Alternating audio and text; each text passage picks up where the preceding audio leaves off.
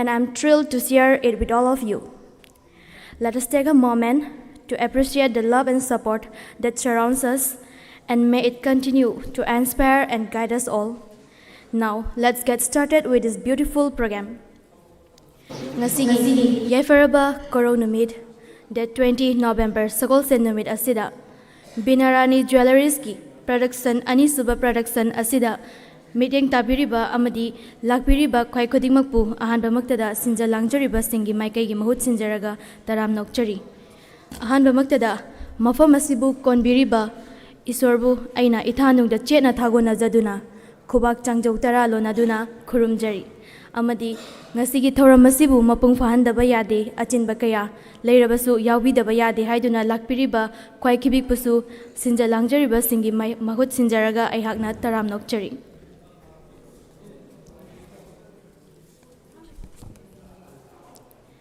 Ngasigi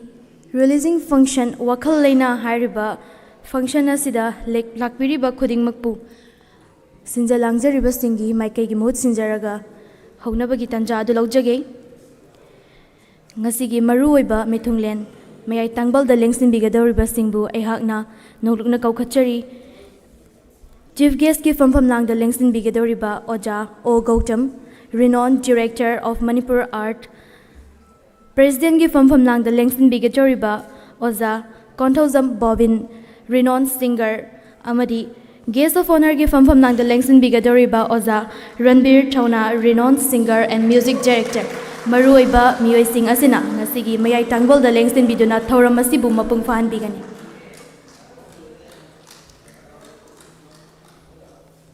Maruoiba Miyoi Sing Asina Lakpa Matamda, Sinja Langjariba Sing Asina, Guide Tawina Banning Singjari.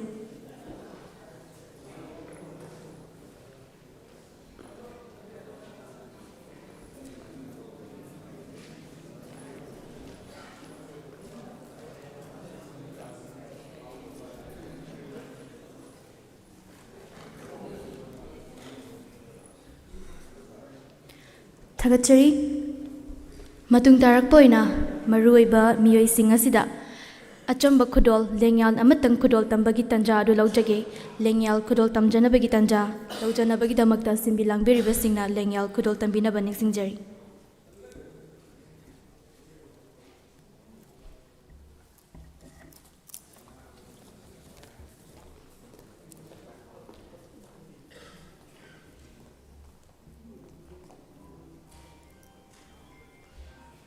Ahoba Kuba Amatang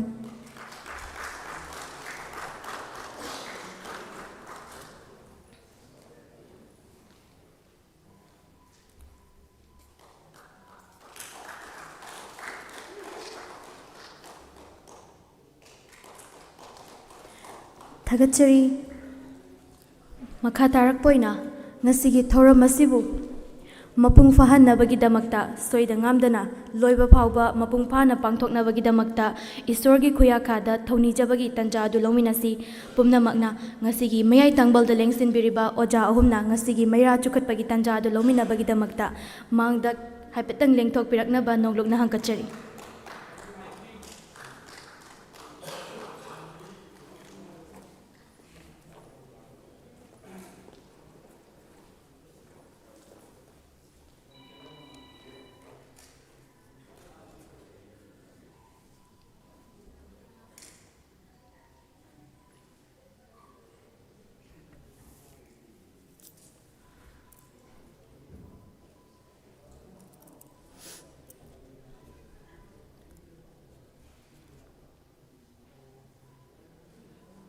Nasigi Thoram Masibu Mapung Fahan Biyo Haiduna, Isorgi Kuyakada, Nijabagi Matangamani, Mayam Nasu, Nasigi Thoram Masibu Mapung Fahan Biyo Haiduna, Tony Biyo Amadi,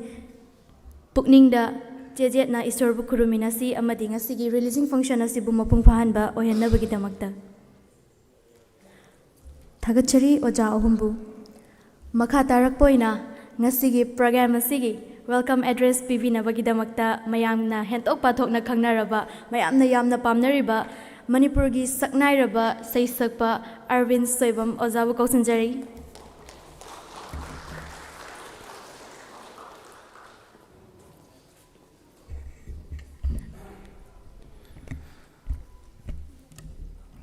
ꯑꯍꯥꯟꯕꯃꯛꯇꯗ ꯉꯁꯤꯒꯤ ꯑꯗꯨꯒꯨꯝꯂꯕ ꯆꯤꯡꯂꯦꯝꯂꯕ ꯑꯩꯈꯣꯏꯒꯤ ꯋꯥꯈꯜ ꯂꯩꯅꯥ ꯍꯥꯏꯅ ꯃꯤꯡꯊꯣꯟꯖꯕ ꯑꯗꯨꯒꯨꯝꯂꯕ music video ꯑꯁꯤꯒꯤ release ꯐꯪꯁꯟꯗ ꯂꯦꯡꯁꯤꯟꯕꯤꯔꯤꯕ ꯃꯍꯩ ꯇꯥꯡꯕ ꯂꯧꯕꯤꯔꯤꯕ ꯃꯤꯑꯣꯏꯅ ꯍꯪꯒꯠꯆꯔꯕꯗ ꯏꯌꯥꯝꯕ ꯃꯤꯁꯇꯔ ꯒꯧꯇꯝ ꯔꯤꯅꯣꯟ ꯐꯤꯜꯝ ꯃꯦꯀꯔ ꯂꯣꯏꯅꯅ ꯑꯩꯒꯤ ꯏꯌꯥꯝꯕ ꯃꯤꯁꯇꯔ ꯕꯣꯕꯤꯟ ꯔꯤꯅꯣꯟ ꯁꯤꯡꯒꯔ ꯂꯣꯏꯅꯅ ꯑꯩꯒꯤꯗꯤ ꯀꯀꯥꯅꯤ ꯃꯤꯁꯇꯔ ꯔꯟꯕꯤꯔ ꯊꯧꯅꯥ ꯔꯤꯅꯣꯟ ꯁꯤꯡꯒꯔ ꯃ꯭ꯌꯨꯖꯤꯛ ꯗꯤꯔꯦꯛꯇꯔ ꯑꯍꯥꯟꯕꯃꯛꯇꯗ ꯌꯥꯝ ꯇꯔꯥꯝꯅ ꯑꯣꯟ ꯕꯤꯍꯥꯐ ꯑꯣꯐ ꯑꯩꯈꯣꯏꯒꯤ ꯕꯤꯅꯥꯔꯥꯅꯤ ꯖ꯭ꯋꯦꯂꯔꯤꯒꯤ ꯇꯔꯐꯇꯒꯤ ꯌꯥꯝ ꯇꯔꯥꯝꯅ ꯑꯣꯛꯆꯔꯤ ꯂꯣꯏꯅꯅ ꯉꯁꯤ ꯂꯦꯡꯁꯤꯟꯕꯤꯔꯤꯕ ꯑꯩꯈꯣꯏꯅ ꯏꯟꯚꯥꯏꯠ ꯆꯠꯆꯔꯨꯕꯗ ꯌꯥꯝꯅ ꯍꯔꯥꯎꯅ ꯄꯨꯛꯅꯤꯡ ꯈꯣꯏꯗꯥꯅ ꯂꯦꯡꯕꯤꯔꯛꯂꯤꯕ ꯄꯨꯝꯅꯃꯛꯄꯨꯁꯨ ꯇꯔꯥꯝꯅ ꯑꯣꯛꯆꯔꯤ ꯂꯣꯏꯅꯅ ꯉꯁꯤꯒꯤ ꯃ꯭ꯌꯨꯖꯤꯛ ꯚꯤꯗꯤꯑꯣ ꯑꯁꯤꯕꯨ ꯑꯣꯏꯗꯕ ꯌꯥꯗꯦ ꯍꯥꯏꯗꯅ ꯑꯩꯈꯣꯏꯒꯤ ꯀ꯭ꯔꯤꯎ ꯃꯦꯝꯕꯔꯁꯤꯡ ꯀꯥꯁ ꯄꯨꯝꯅꯃꯛ ꯁꯤꯡꯒꯔ ꯃ꯭ꯌꯨꯖꯤꯛ ꯗꯤꯔꯦꯛꯇꯔ ꯂꯣꯏꯅꯃꯛꯁꯨ ꯁꯨꯞꯆꯤꯟꯖꯔꯒ ꯑꯩꯈꯣꯏ ꯕꯤꯅꯥꯔꯥꯅꯤ ꯖ꯭ꯋꯦꯂꯔꯤꯒꯤ ꯃꯥꯏꯀꯩꯗꯒꯤ ꯇꯔꯥꯝꯅ ꯑꯣꯛꯆꯔꯤ ꯂꯣꯏꯅꯅ ꯉꯁꯤꯒꯤ ꯃꯦꯗꯤꯌꯥꯒꯤ ꯏꯆꯤꯜ ꯏꯅꯥꯎ ꯑꯗꯨꯒ ꯍꯣꯜ ꯑꯁꯤꯕꯨ ꯄꯤꯕꯤꯔꯤꯕ ꯑꯩꯈꯣꯏꯒꯤ ꯇꯥꯟꯊꯥ ꯄꯨꯂꯤꯁꯀꯤ ꯏꯆꯤꯜ ꯏꯅꯥꯎꯁꯤꯡ ꯄꯨꯝꯅꯃꯛꯄꯨꯁꯨ ꯇꯔꯥꯝꯅ ꯑꯣꯛꯆꯔꯤ ꯍꯦꯟꯅ ꯑꯩꯈꯣꯏ ꯃꯤꯀꯨꯞ ꯈꯔꯗ ꯉꯥꯏꯔꯦ ꯃ꯭ꯌꯨꯖꯤꯛ ꯚꯤꯗꯤꯑꯣ ꯑꯁꯤ ꯑꯩꯈꯣꯏꯒꯤ ꯃꯤꯠꯌꯦꯡ ꯇꯥꯃꯤꯟꯅꯒꯗꯕꯗꯒꯤ ꯄꯨꯡꯖꯥ ꯈꯤꯇꯪ ꯉꯥꯏꯔꯦ ꯑꯗꯨꯅ ꯃꯌꯥꯝ ꯅꯨꯡꯉꯥꯏꯅ ꯑꯩꯈꯣꯏꯒꯤ ꯃ꯭ꯌꯨꯖꯤꯛ ꯚꯤꯗꯤꯑꯣ ꯑꯁꯤ ꯉꯥꯏꯃꯤꯟꯅꯔꯁꯤ ꯑꯗꯨꯒ ꯌꯥꯝꯅ ꯍꯤꯠ ꯆꯠꯄ ꯑꯃꯁꯨ ꯑꯞꯂꯣꯗ ꯍꯦꯛ ꯇꯧꯕꯒ ꯚ꯭ꯌꯨꯁ ꯌꯥꯝ ꯊꯤꯅ ꯌꯥꯝꯕ ꯂꯥꯏꯛ ꯌꯥꯝꯕ ꯁꯤꯌꯔ ꯌꯥꯝꯕ ꯑꯗꯣ ꯑꯩꯈꯣꯏ ꯏꯁꯣꯔꯗ ꯅꯤꯡꯖꯔꯒ ꯍꯥꯏꯇꯥꯔꯦ ꯌꯥꯝꯅ ꯍꯤꯠ ꯆꯠꯄ ꯋꯥꯈꯜ ꯂꯩꯅꯥ ꯍꯥꯏꯅ ꯃꯤꯡꯊꯣꯟꯖꯕ ꯃ꯭ꯌꯨꯖꯤꯛ ꯚꯤꯗꯤꯑꯣ ꯑꯁꯤ ꯍꯤꯠ ꯆꯠꯄ ꯑꯣꯏꯔꯁꯅꯨ ꯍꯥꯏꯅ ꯑꯩꯈꯣꯏꯒꯤ ꯊꯧꯅꯤꯖꯔꯤ ꯕꯤꯅꯥꯔꯥꯅꯤ ꯖ꯭ꯋꯦꯂꯔꯤꯒꯤ ꯇꯔꯞꯇꯒꯤꯁꯨ ꯂꯣꯏꯅꯅ ꯉꯁꯤꯒꯤ ꯄ꯭ꯔꯗ꯭ꯌꯨꯁꯔ ꯂꯝꯕꯥꯃꯌꯨꯝ ꯁꯟꯖꯣꯏꯕꯨꯁꯨ ꯇꯔꯥꯝꯅ ꯑꯣꯛꯆꯔꯤ ꯄꯨꯝꯅꯃꯛ ꯇꯔꯥꯝꯅ ꯑꯣꯛꯆꯔꯤ ꯊꯥꯒꯠꯆꯔꯤ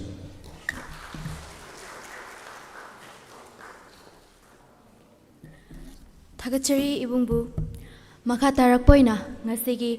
ꯄ꯭ꯔꯣꯒ꯭ꯔꯥꯝ ꯑꯁꯤ ꯃꯄꯨꯡ ꯐꯥꯍꯟꯕꯤꯒꯗꯧꯔꯤꯕ ꯑꯃꯗꯤ ꯉꯁꯤꯒꯤ ꯋꯥꯈꯜ ꯂꯩꯅꯥ ꯍꯥꯏꯔꯤꯕ ꯃ꯭ꯌꯨꯖꯤꯛ ꯚꯤꯗꯤꯑꯣ ꯑꯁꯤꯕꯨ ꯃꯄꯨꯡ ꯐꯥꯍꯟꯕꯤꯈꯤꯕ ꯑꯥꯔꯇꯤꯁ ꯑꯃꯗꯤ ꯀ꯭ꯔꯨ ꯃꯦꯝꯕꯔꯁꯤꯡ ꯑꯁꯤꯗ ꯈꯨꯗꯣꯜ ꯇꯝꯖꯕꯒꯤ ꯇꯥꯟꯖꯥ ꯑꯗꯨ ꯂꯧꯃꯤꯟꯅꯁꯤ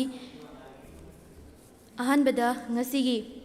ꯋꯥꯈꯜ ꯂꯩꯅꯥ ꯍꯥꯏꯔꯤꯕ ꯃ꯭ꯌꯨꯖꯤꯛ ꯚꯤꯗꯤꯑꯣ ꯑꯁꯤꯕꯨ ꯃꯄꯨꯡ ꯐꯥꯍꯟꯅꯕ ꯍꯣꯠꯅꯕ ꯃꯇꯝꯗ ꯑꯆꯧꯕ ꯊꯧꯗꯥꯡ ꯂꯧꯕꯤꯈꯤꯕꯁꯤꯡ ꯑꯗꯨ ꯍꯥꯟꯅ ꯀꯧꯊꯣꯛꯆꯒꯦ ꯉꯁꯤꯒꯤ ꯏꯁꯄꯦꯁꯦꯜ ꯊꯦꯡꯛꯁ ꯍꯥꯏꯇꯥꯔꯦ ꯋꯥꯈꯜ ꯂꯩꯅꯥ ꯍꯥꯏꯔꯤꯕ ꯃ꯭ꯌꯨꯖꯤꯛ ꯚꯤꯗꯤꯑꯣ ꯑꯁꯤꯒꯤ ꯃꯔꯨꯑꯣꯏꯕ ꯊꯧꯗꯥꯡ ꯂꯧꯕꯤꯈꯤꯕꯁꯤꯡꯕꯨ ꯑꯩꯍꯥꯛꯅ ꯀꯧꯊꯣꯛꯆꯕꯗ ꯂꯥꯛꯄꯤꯕ ꯂꯦꯡꯕꯤꯔꯛꯄ ꯇꯥꯔꯒꯗꯤ ꯂꯦꯡꯊꯣꯛꯄꯤꯔꯛꯅꯕ ꯅꯤꯡꯁꯤꯡꯖꯔꯤ ꯑꯃꯗꯤ ꯈꯨꯗꯣꯜ ꯑꯁꯤ ꯇꯝꯕꯤꯅꯕꯒꯤꯗꯃꯛꯇ ꯒꯦꯁ ꯑꯣꯐ ꯑꯣꯅꯔꯒꯤ ꯐꯝꯐꯝꯂꯥꯡꯗ ꯂꯦꯡꯁꯤꯟꯕꯤꯔꯤꯕ ꯑꯣꯖꯥ ꯔꯟꯕꯤꯔ ꯊꯧꯅꯥꯅ ꯈꯨꯗꯣꯜ ꯑꯁꯤ ꯇꯝꯕꯤꯒꯅꯤ ꯀꯧꯊꯣꯛꯆꯒꯦ ꯏꯁꯄꯤꯁꯦꯜ ꯊꯦꯡꯛꯁ ꯂꯝꯕꯥꯃꯌꯨꯝ ꯄ꯭ꯔꯦꯝꯆꯥꯟ ꯍꯦꯔꯣꯕꯤ ꯑꯥꯔ.ꯀꯦ. ꯖꯦꯝꯁ ꯍꯥꯔꯚꯦꯁ ꯖꯣꯏ ꯃꯦꯀꯣꯂꯥ ꯀꯣꯏꯔꯦꯡ ꯍꯦꯝꯖꯤꯠ ꯄꯨꯅꯤꯜ ꯍꯤꯌꯥꯡ ꯑꯃꯗꯤ ꯃꯅꯥꯎꯇꯣꯟ ꯃꯤꯑꯣꯏꯁꯤꯡ ꯑꯁꯤꯅ ꯉꯁꯤꯒꯤ ꯋꯥꯈꯜ ꯂꯩꯅꯥ ꯍꯥꯏꯔꯤꯕ ꯃ꯭ꯌꯨꯖꯤꯛ ꯚꯤꯗꯤꯑꯣ ꯑꯁꯤꯕꯨ ꯃꯄꯨꯡ ꯐꯥꯍꯟꯕꯤꯈꯤꯕꯅꯤ ꯃꯌꯥꯝꯅꯁꯨ ꯄꯨꯛꯅꯤꯡ ꯊꯧꯒꯠꯄꯤꯕ ꯑꯣꯏꯅ ꯈꯨꯕꯥꯛ ꯂꯦꯞꯇꯕꯤꯗ ꯈꯨꯃꯤꯟꯅꯁꯤ ꯍꯥꯏꯖꯔꯤ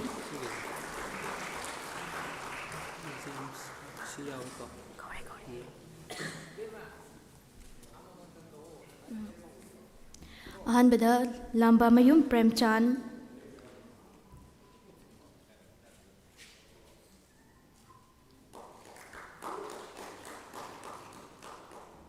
ꯑꯅꯤꯁꯨꯕꯗ ꯍꯦꯔꯣꯕꯤ ꯑꯥꯔ.ꯀꯦ. ꯈꯨꯕꯥꯛ ꯂꯦꯞꯇꯕꯤꯗ ꯈꯨꯃꯤꯟꯅꯁꯤ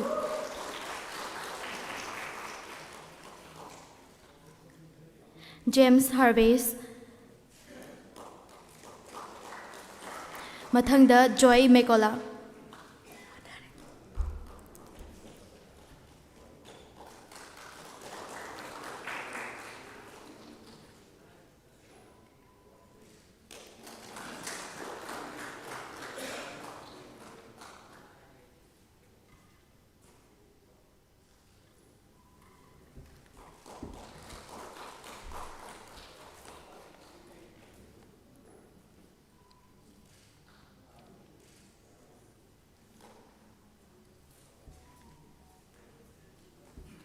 ꯈꯨꯕꯥꯛ ꯈꯨꯕ ꯂꯦꯞꯄꯤꯒꯅꯨ ꯍꯥꯏꯅ ꯅꯤꯡꯁꯤꯡꯖꯔꯤ ꯃꯤꯑꯣꯏꯁꯤꯡ ꯑꯁꯤ ꯌꯥꯎꯕꯤꯔꯝꯗꯕ ꯇꯥꯔꯒꯗꯤ ꯉꯁꯤꯒꯤ ꯋꯥꯈꯜ ꯂꯩꯅꯥ ꯍꯥꯏꯔꯤꯕ ꯃ꯭ꯌꯨꯖꯤꯛ ꯚꯤꯗꯤꯑꯣ ꯑꯁꯤ ꯉꯁꯤ ꯎꯕ ꯐꯪꯉꯝꯂꯣꯏ ꯍꯥꯏꯅꯁꯨ ꯊꯥꯖꯩ ꯈꯨꯕꯥꯛꯇꯤ ꯑꯗꯨꯝ ꯂꯦꯞꯇꯕꯤꯗ ꯈꯨꯃꯤꯟꯅꯁꯤꯀꯣ ꯃꯌꯥꯝ ꯊꯥꯒꯠꯆꯔꯤ ꯑꯣꯖꯥꯕꯨ ꯐꯝꯐꯝꯂꯥꯡꯗ ꯂꯦꯡꯁꯤꯟꯕꯤꯅꯕ ꯑꯃꯨꯛ ꯅꯤꯡꯁꯤꯡꯖꯔꯤ ꯃꯈꯥ ꯇꯥꯔꯛꯄ ꯑꯣꯏꯅ ꯉꯁꯤꯒꯤ ꯊꯧꯔꯝ ꯑꯁꯤꯕꯨ ꯃꯤꯄꯨꯝ ꯈꯨꯗꯤꯡꯃꯛꯇ ꯃꯅꯤꯄꯨꯔꯒꯤ ꯃꯤꯌꯥꯝ ꯈꯨꯗꯤꯡꯃꯛꯇ ꯂꯣꯏꯅ ꯌꯧꯍꯟꯕ ꯉꯝꯂꯤꯕ ꯉꯁꯤꯒꯤ ꯃꯦꯗꯤꯌꯥ ꯄꯥꯔꯠꯅꯔ ꯑꯣꯏꯕꯤꯔꯤꯕ ꯁꯤꯡꯖꯃꯩ 360ꯕꯨ ꯁꯤꯟꯖ ꯂꯥꯡꯖꯔꯤꯕꯁꯤꯡꯗꯒꯤ ꯑꯦꯄ꯭ꯔꯤꯁꯤꯌꯦꯠ ꯇꯧꯕꯒꯤ ꯇꯥꯟꯖꯥ ꯑꯗꯨ ꯂꯧꯖꯒꯦ꯫ ꯁꯤꯡꯖꯃꯩ 360 ꯂꯦꯡꯈꯠꯄꯤꯔꯛꯅꯕ ꯅꯤꯡꯁꯤꯡꯖꯔꯤ꯫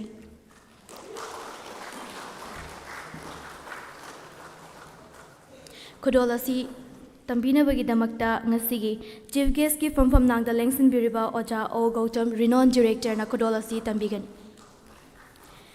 ꯁꯤꯡꯖꯃꯩ 360ꯅ ꯂꯧꯔꯤꯕ ꯊꯧꯗꯥꯡ ꯑꯁꯤ ꯑꯁꯨꯛꯀꯤ ꯃꯇꯤꯛ ꯌꯥꯝꯅ ꯆꯥꯎꯏ꯫ ꯉꯁꯤꯒꯤ ꯊꯧꯔꯝ ꯑꯁꯤꯁꯨ ꯃꯅꯤꯄꯨꯔ ꯃꯤꯌꯥꯝꯗ ꯎꯍꯟꯕ ꯉꯝꯂꯤꯕ ꯑꯁꯤ ꯁꯤꯡꯖꯃꯩ 360ꯒꯤ ꯃꯇꯦꯡꯅꯅꯤ ꯑꯃꯗꯤ ꯁꯤꯟꯖ ꯂꯥꯡꯖꯔꯤꯕꯁꯤꯡꯒꯤ ꯃꯥꯏꯀꯩꯒꯤ ꯃꯍꯨꯠ ꯁꯤꯟꯖꯔꯒ ꯑꯩꯍꯥꯛꯅꯁꯨ ꯊꯥꯒꯠꯄ ꯐꯣꯡꯗꯣꯛꯆꯔꯤ꯫ ꯊꯥꯒꯠꯆꯔꯤ ꯑꯣꯖꯥ꯫ ꯑꯣꯖꯥ ꯂꯦꯡꯗꯅ ꯑꯗꯨꯝ ꯂꯩꯕꯤꯒꯅꯤ꯫ ꯃꯈꯥ ꯇꯥꯔꯛꯄ ꯑꯣꯏꯅ ꯉꯁꯤꯒꯤ ꯋꯥꯈꯜ ꯂꯩꯅꯥ ꯍꯥꯏꯔꯤꯕ ꯃ꯭ꯌꯨꯖꯤꯛ ꯚꯤꯗꯤꯑꯣ ꯑꯁꯤꯗ ꯆꯥꯎꯅ ꯃꯇꯦꯡ ꯄꯥꯡꯕꯤꯈꯤꯕ ꯑꯩꯈꯣꯏꯒꯤ ꯗꯦꯟꯁꯔ ꯑꯍꯥꯟꯕꯗ ꯀꯧꯊꯣꯛꯆꯒꯦ ꯅꯨꯄꯤ ꯂꯛꯇꯒꯤ ꯕꯕꯤꯅꯥ ꯌꯥꯎꯕꯤꯔꯒꯗꯤ ꯂꯦꯡꯈꯠꯄꯤꯔꯛꯀꯅꯤ꯫ ꯕꯕꯤꯅꯥꯒꯤ ꯃꯊꯪꯗ ꯂꯦꯡꯈꯠꯄꯤꯔꯛꯀꯅꯤ ꯑꯅꯥꯃꯤꯀꯥ꯫ ꯑꯅꯥꯃꯤꯀꯥ ꯂꯥꯛꯄꯤꯔꯒꯗꯤ ꯁꯦꯝ ꯁꯥꯕꯤꯌꯨ ꯍꯥꯏꯅ ꯅꯤꯡꯁꯤꯡꯖꯔꯤ꯫ ꯑꯅꯥꯃꯤꯀꯥꯒꯤ ꯃꯊꯪꯗ ꯔꯤꯅꯥ ꯑꯃꯗꯤ ꯑꯟꯖꯂꯤ꯫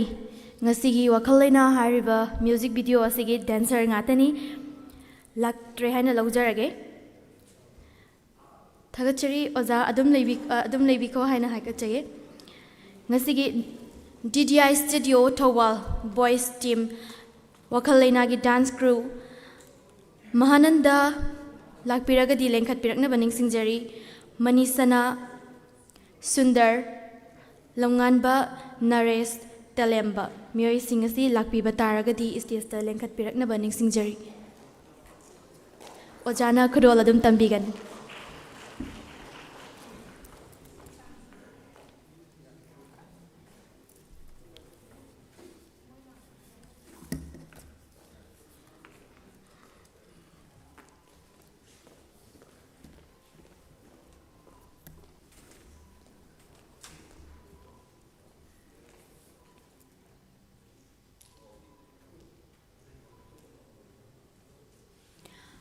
ꯈꯨꯕꯥꯛ ꯑꯍꯧꯕ ꯑꯃꯇꯪ ꯅꯤꯖꯔꯤ꯫ ꯉꯁꯤꯒꯤ ꯁꯤꯟꯖ ꯂꯥꯡꯖꯔꯤꯕꯁꯤꯡ ꯑꯁꯤꯗ ꯂꯥꯛꯇꯕ ꯌꯥꯗꯦ ꯍꯥꯏꯗꯨꯅ ꯂꯥꯛꯄꯤꯔꯤꯕ ꯒꯦꯁ ꯄꯨꯝꯅꯃꯛꯅ ꯑꯍꯧꯕ ꯈꯨꯕꯥꯛ ꯑꯗꯨꯝ ꯈꯨꯕꯤꯔꯒ ꯂꯩꯕꯤꯁꯦ꯫ ꯀꯩꯒꯤꯅꯣ ꯍꯥꯏꯕ ꯃꯇꯝꯗ ꯁꯄꯣꯔꯠ ꯑꯗꯨꯝ ꯇꯧꯕ ꯑꯣꯏꯅ ꯎꯖꯒꯅꯤ꯫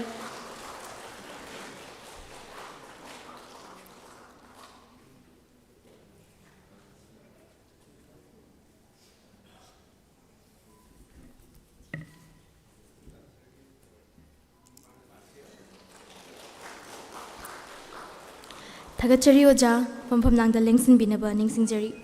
ꯃꯈꯥ ꯇꯥꯔꯛꯄ ꯑꯣꯏꯅ ꯉꯁꯤꯒꯤ ꯋꯥꯈꯜ ꯂꯩꯅꯥ ꯍꯥꯏꯔꯤꯕ ꯃ꯭ꯌꯨꯖꯤꯛ ꯚꯤꯗꯤꯑꯣ ꯑꯁꯤꯒꯤ ꯃꯦꯟ ꯂꯤꯗ ꯗꯦꯟꯁꯔ ꯑꯣꯏꯕꯤꯔꯤꯕ ꯑꯩꯈꯣꯏꯒꯤ ꯐꯤꯃꯦꯜ ꯗꯦꯟꯁꯔꯁꯤꯡ ꯑꯃꯨꯛꯇꯪ ꯀꯧꯊꯣꯛꯆꯒꯦ꯫ ꯂꯥꯛꯄꯤꯔꯒꯗꯤ ꯂꯦꯡꯈꯠꯄꯤꯔꯛꯅꯕ ꯅꯤꯡꯁꯤꯡꯖꯔꯤ꯫ ꯑꯍꯥꯟꯕꯗ ꯀꯧꯊꯣꯛꯆꯒꯦ ꯔꯕꯤꯅꯥ ꯀꯣꯂꯣꯝ꯫ ꯂꯥꯛꯄꯤꯕ ꯇꯥꯔꯒꯗꯤ ꯂꯦꯡꯈꯠꯄꯤꯔꯛꯅꯕ ꯅꯤꯡꯁꯤꯡꯖꯔꯤ꯫ ꯍꯥꯏꯔꯤꯕ ꯈꯨꯗꯣꯜ ꯑꯁꯤ ꯈꯨꯗꯣꯜ ꯇꯝꯕꯤꯅꯕꯒꯤꯗꯃꯛꯇ ꯑꯣꯖꯥ ꯀꯣꯟꯊꯧꯖꯝ ꯕꯣꯕꯤꯟ ꯔꯤꯅꯣꯟ ꯁꯤꯡꯒꯔ ꯑꯣꯖꯥꯅ ꯈꯨꯗꯣꯜ ꯇꯝꯕꯤꯒꯅꯤ꯫ ꯃꯈꯥꯗ ꯁꯣꯅꯤꯌꯥ ꯂꯥꯏꯁ꯭ꯔꯝ ꯑꯃꯗꯤ ꯄ꯭ꯔꯤꯌꯥ ꯆꯤꯉꯥꯈꯝ ꯂꯥꯛꯄꯤꯕ ꯇꯥꯔꯒꯗꯤ ꯁ꯭ꯇꯦꯖꯇ ꯂꯦꯡꯈꯠꯄꯤꯔꯛꯅꯕ ꯅꯤꯡꯁꯤꯡꯖꯔꯤ꯫ ꯈꯨꯕꯥꯛ ꯈꯨꯕꯁꯦ ꯍꯩꯅꯒꯨꯝꯁꯦ ꯃꯌꯥꯝꯅ꯫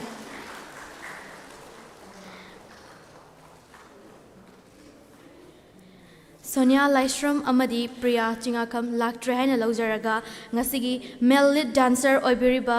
ꯑꯩꯈꯣꯏꯒꯤ ꯑꯇꯥꯏ, ꯕꯤꯀꯦꯟ, ꯃꯅꯣꯖ, ꯄ꯭ꯔꯤꯇꯝ ꯑꯃꯗꯤ ꯔꯤꯃꯥꯁ꯫ ꯑꯍꯥꯟꯕꯗ ꯀꯧꯊꯣꯛꯆꯒꯦ ꯑꯇꯥꯏ꯫ ꯑꯅꯤꯁꯨꯕꯗ ꯕꯤꯀꯦꯟ, ꯃꯅꯣꯖ, ꯄ꯭ꯔꯤꯇꯝ ꯑꯃꯗꯤ ꯔꯤꯃꯥꯁ꯫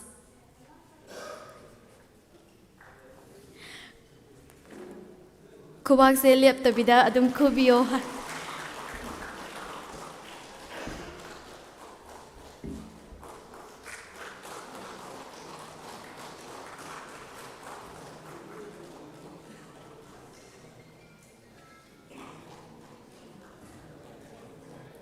ꯈꯨꯕꯥꯛ ꯈꯨꯕꯗꯤ ꯂꯦꯞꯄꯤꯒꯨꯝꯁꯦ꯫ ꯁꯣꯝꯒꯤ ꯃꯃꯜ ꯌꯥꯝꯂꯕ ꯈꯨꯕꯥꯛꯇꯨꯅ ꯍꯧꯒꯠꯂꯛꯂꯤꯕ ꯑꯥꯔꯇꯤꯁ ꯑꯃꯗꯤ ꯑꯥꯔꯇꯤꯁꯁꯤꯡꯗ ꯁꯄꯣꯔꯠ ꯇꯧꯕꯅꯤ ꯍꯥꯏꯅ ꯂꯧꯖꯒꯅꯤ꯫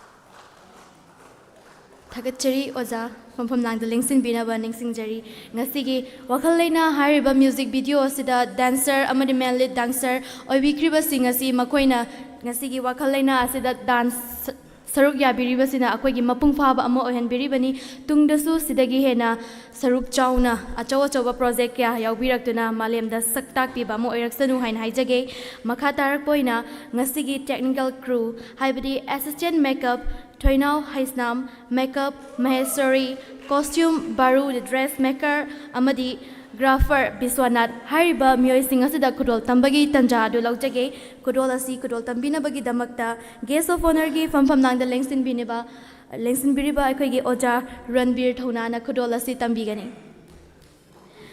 Assistant Makeup Toinau Haisnam Lengsin Birakani Kubakti Kubalepi Gumse Makeup Paibiriba Toinau Haisnamna Keram Dabataragadi Ngasigi Wakalena Hariba music video Sida Yauriba Akwagi artist Singasi Loina Tiram Basuyaika Maheswari gi Kangna Chanaba Lakpi Bataragadi Maheswari gi Momento Si Lobina Baning Singjari Costume Paibiriba Baru the dressmaker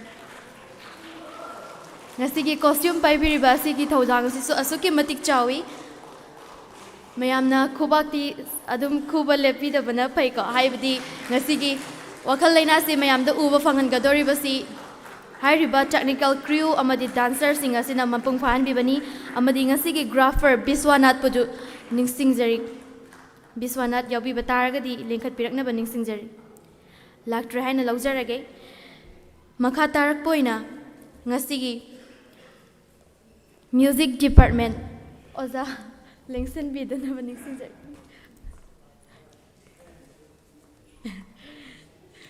Makatarak Poina Ngasigi Lyricist singer Amadi Wakalena Hariba music video Sigi main lead actor Su Oibiriba Akwagi Ivung Kennedy Kuman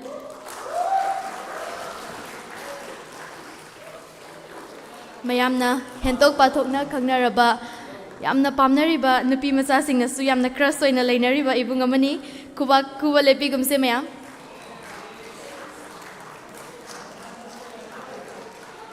Matung tarak padasu sidagi hena chauba hena mayamgi seba mapung phana tauba ngambo oibiu haina haijage Thagachari amadi ngasigi music paibi khiba Ivung Rahul Blue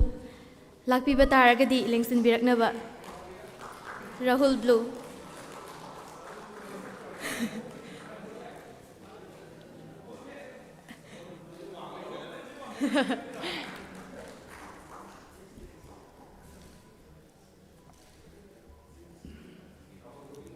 Thagachari Oza from Nangda Lengsin Binaba Ningsingjari Makatarak Poina Ngasigi Momento Pibagi Tanja Asida Ngasigi supporting artist Saruk Yabikiba supporting artist ki role lobi kiba sing ayhangna muktang kautok chage ahan bada Athoy Kuman Rina Bonika Amadi Susil Laisram Lakpiba Taragadi Istiasta Lengkat Pirakna Baningsingjari Athoy Kuman Bonika, Rina, Susil, Laishram. Athoy Kuman Atekana Sunate, Hantaki, Nachom Dogi, Lainam Hariba, music video Duda, singer Masamang Noizaki Bani, Athoy Kuman. Mayamna Ahobakuba Amatang Sinjari. Susil, Laishram, Bonika, Amadi, Rina. Kudol Tambina Bagidamakta. President Gifam Nangda Lengsin Biriba, Oja, Kontozam Bobin, renowned singer, Kudol Tambigani.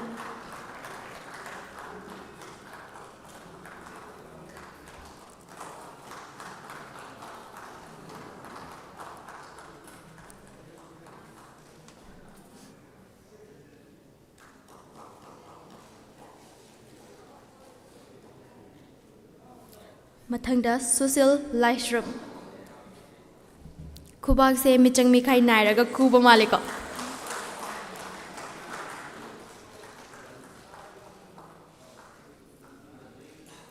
Mathangda Bonika Su Hantaki Nachom Dugi Lainam Akwagi Ibung NG Angogi production Makada Putok Chagiba Isaya to the supporting role in a Yamna Chauna Togdang Lobikiba Ichala Makakni ꯊꯥꯒꯠꯆꯔꯤ ꯑꯣꯖꯥ ꯐꯝꯐꯝꯅꯥꯡꯗ ꯂꯦꯡꯁꯤꯟꯕꯤꯅꯕꯒꯤꯗꯃꯛꯇ ꯅꯤꯡꯁꯤꯡꯖꯔꯤ ꯑꯗꯨꯒ ꯉꯁꯤꯒꯤ ꯃꯌꯥꯝꯅ ꯈꯧꯔꯥꯡꯅ ꯉꯥꯏꯅꯔꯤꯕ ꯃꯦꯟ credit ꯑꯩꯈꯣꯏꯒꯤ ꯀꯣꯔꯤꯌꯣꯒ꯭ꯔꯥꯐꯤꯒꯤ ꯊꯧꯗꯥꯡ ꯂꯧꯕꯤꯈꯤꯕ ꯉꯁꯤꯒꯤ ꯋꯥꯈꯜ ꯂꯩꯅꯥꯒꯤ ꯏꯕꯨꯡ ꯀꯧꯊꯣꯛꯆꯒꯦ ꯕꯤꯁꯅꯨ ꯗꯅꯦꯁ ꯂꯦꯡꯈꯠꯄꯤꯔꯛꯅꯕ ꯅꯤꯡꯁꯤꯡꯖꯔꯤ ꯏꯕꯨꯡ ꯕꯤꯁꯅꯨ ꯗꯅꯦꯁ ꯈꯨꯗꯣꯜ ꯇꯝꯕꯤꯅꯕꯒꯤꯗꯃꯛꯇ ꯀꯧꯊꯣꯛꯆꯔꯤ ꯑꯣꯖꯥ ꯆꯤꯐ ꯒꯦꯁꯀꯤ ꯐꯝꯐꯝꯅꯥꯡꯗ ꯂꯦꯡꯁꯤꯟꯕꯤꯔꯤꯕ ꯑꯣꯖꯥ ꯑꯣ ꯒꯧꯇꯝ ꯕꯤꯁꯅꯨ ꯗꯅꯦꯁ ꯃꯌꯥꯝꯅ ꯍꯦꯟꯗꯣꯛꯅ ꯈꯪꯅꯔꯕ ꯑꯃꯗꯤ ꯗꯥꯟꯁꯀꯤ ꯂꯝꯗ ꯃꯌꯥꯝꯅ ꯌꯥꯝꯅ ꯄꯥꯝꯅꯔꯤꯕ ꯀꯣꯔꯤꯌꯣꯒ꯭ꯔꯥꯐꯔ ꯑꯃꯅꯤ ꯃꯊꯪꯗ ꯏꯗꯤꯇꯔ ꯁꯤꯅꯦꯃꯥꯇꯣꯒ꯭ꯔꯥꯐꯤ ꯑꯃꯗꯤ ꯂꯥꯏꯠ ꯄꯨꯂꯞ ꯁꯨꯞꯆꯜꯂꯒ ꯄꯥꯏꯕꯤꯔꯤꯕ ꯑꯩꯈꯣꯏꯒꯤ ꯏꯕꯨꯡ ꯇꯔꯨꯟ ꯋꯥꯡ ꯂꯦꯡꯁꯤꯟꯕꯤꯔꯛꯀꯅꯤ ꯏꯕꯨꯡ ꯇꯔꯨꯟ ꯋꯥꯡ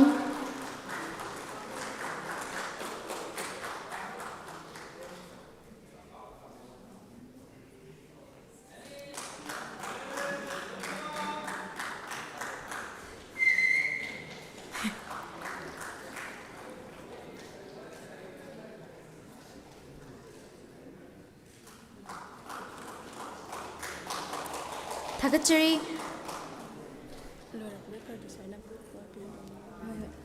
ꯊꯥꯒꯠꯆꯔꯤ ꯑꯣꯖꯥ ꯐꯝꯐꯝꯅꯥꯡꯗ ꯂꯦꯡꯁꯤꯟꯕꯤꯅꯕ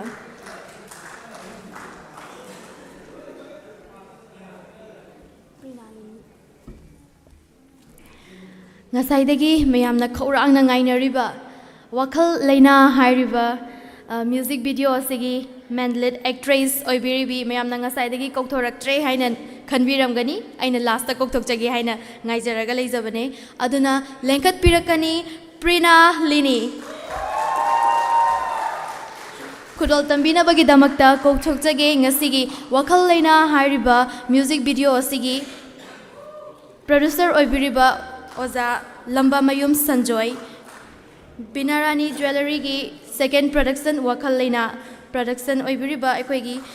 ꯏꯕꯨꯡ ꯂꯝꯕꯥꯃꯌꯨꯝ ꯁꯟꯖꯣꯏꯅ ꯈꯨꯗꯣꯜ ꯑꯁꯤ ꯇꯝꯕꯤꯒꯅꯤ ꯈꯨꯕꯥꯛꯁꯦ ꯂꯦꯞꯇꯕꯤꯗ ꯑꯃꯨꯛꯇꯪ ꯈꯨꯝꯃꯤꯟꯅꯁꯦ ꯄ꯭ꯔꯣꯒ꯭ꯔꯥꯝꯁꯨ ꯂꯣꯏꯁꯤꯜꯂꯛꯀꯗꯧꯔꯦ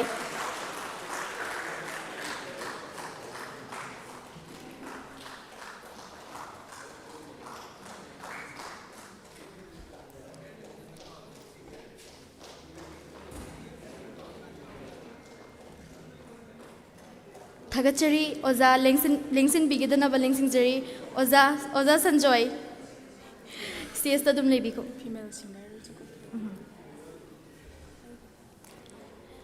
ꯑꯗꯨꯒ ꯉꯁꯤꯒꯤ ꯋꯥꯈꯜ ꯂꯩꯅꯥ ꯍꯥꯏꯔꯤꯕ ꯃ꯭ꯌꯨꯖꯤꯛ ꯚꯤꯗꯤꯑꯣ ꯑꯁꯤꯒꯤ ꯐꯤꯃꯦꯜ ꯁꯤꯡꯒꯔ ꯑꯣꯏꯕꯤꯔꯤꯕꯤ ꯃꯤꯅꯔꯕꯥ ꯂꯥꯛꯄꯤꯕ ꯇꯥꯔꯒꯗꯤ ꯁ꯭ꯇꯦꯖꯇ ꯂꯦꯡꯈꯠꯄꯤꯔꯛꯅꯕ ꯅꯤꯡꯁꯤꯡꯖꯔꯤ ꯃꯤꯅꯔꯕꯥ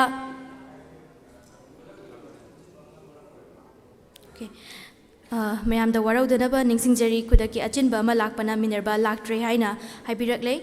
ꯃꯈꯥ ꯇꯥꯔꯛꯄ ꯑꯣꯏꯅ ꯉꯁꯤꯒꯤ ꯃ꯭ꯌꯨꯖꯤꯛ ꯚꯤꯗꯤꯑꯣ ꯑꯁꯤꯕꯨ ꯃꯌꯥꯝꯗ ꯎꯍꯟꯕ ꯉꯝꯂꯤꯕꯁꯤ ꯗꯤꯔꯦꯛꯇꯔ ꯑꯃꯒꯤ ꯃꯈꯥꯗ ꯅꯠꯇ ꯇꯥꯔꯒꯗꯤ ꯃꯌꯥꯝꯗ ꯉꯁꯤ ꯎꯍꯟꯕ ꯐꯪꯖꯔꯣꯏ ꯑꯗꯨꯅ ꯉꯁꯤꯒꯤ ꯋꯥꯈꯜ ꯂꯩꯅꯥ ꯍꯥꯏꯔꯤꯕ ꯃ꯭ꯌꯨꯖꯤꯛ ꯚꯤꯗꯤꯑꯣ ꯑꯁꯤꯒꯤ ꯗꯤꯔꯦꯛꯇꯔ ꯑꯣꯏꯕꯤꯈꯤꯕ ꯗꯤꯔꯦꯛꯁꯟ ꯄꯤꯕꯤꯔꯤꯕ ꯃꯌꯥꯝꯒꯤ ꯏꯕꯨꯡ ꯗꯤꯅꯦꯁ ꯅꯥꯎꯔꯦꯝ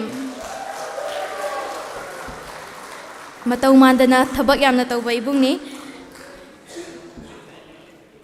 ꯈꯨꯗꯣꯜ ꯇꯝꯕꯤꯅꯕꯒꯤꯗꯃꯛꯇ ꯃꯣꯃꯦꯟꯇꯣ ꯄꯨꯊꯣꯛꯄꯤꯔꯛꯅꯕ ꯅꯤꯡꯁꯤꯡꯖꯔꯤ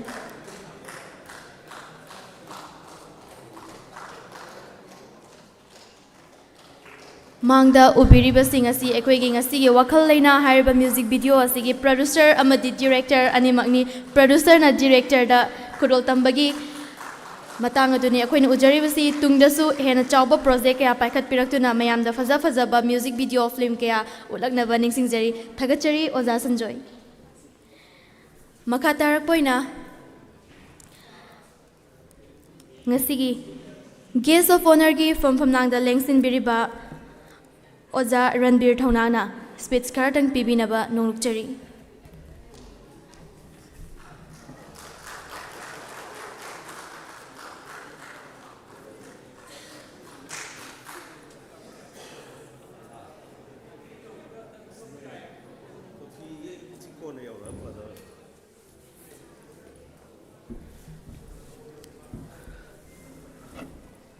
ꯉꯁꯤꯒꯤ ꯊꯧꯔꯝ ꯑꯁꯤꯒꯤ Daista Lengsin Bireba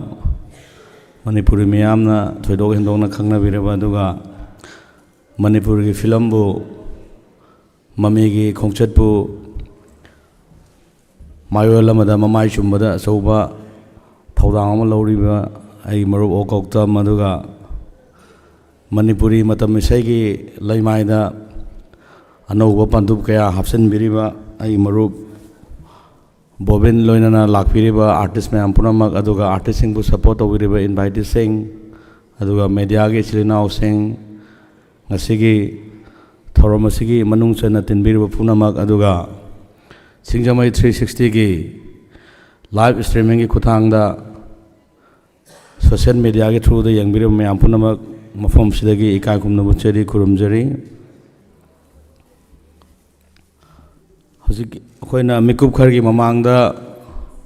असिगे थौरम मसेगे मरी लेनाबा दुगा असिगे प्रोडक्शन सिदे यावबा आर्टिस्ट सिंग क्रू मेंबर सिंग अखोइ पुनमंगना उग्रे खंग्रे यामना नहा ओरिबा दुगा तुंगी आशा लेरिबा हेना लमदम सिगी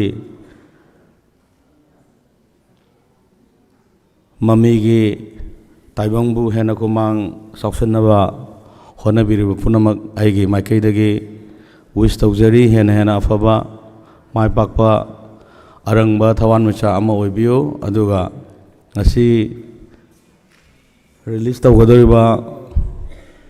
akoigi aigidi icha nupa nena masi icha ju oi inau ju oi Kennedy Khuman magi sigi production ji mai pakpo isuno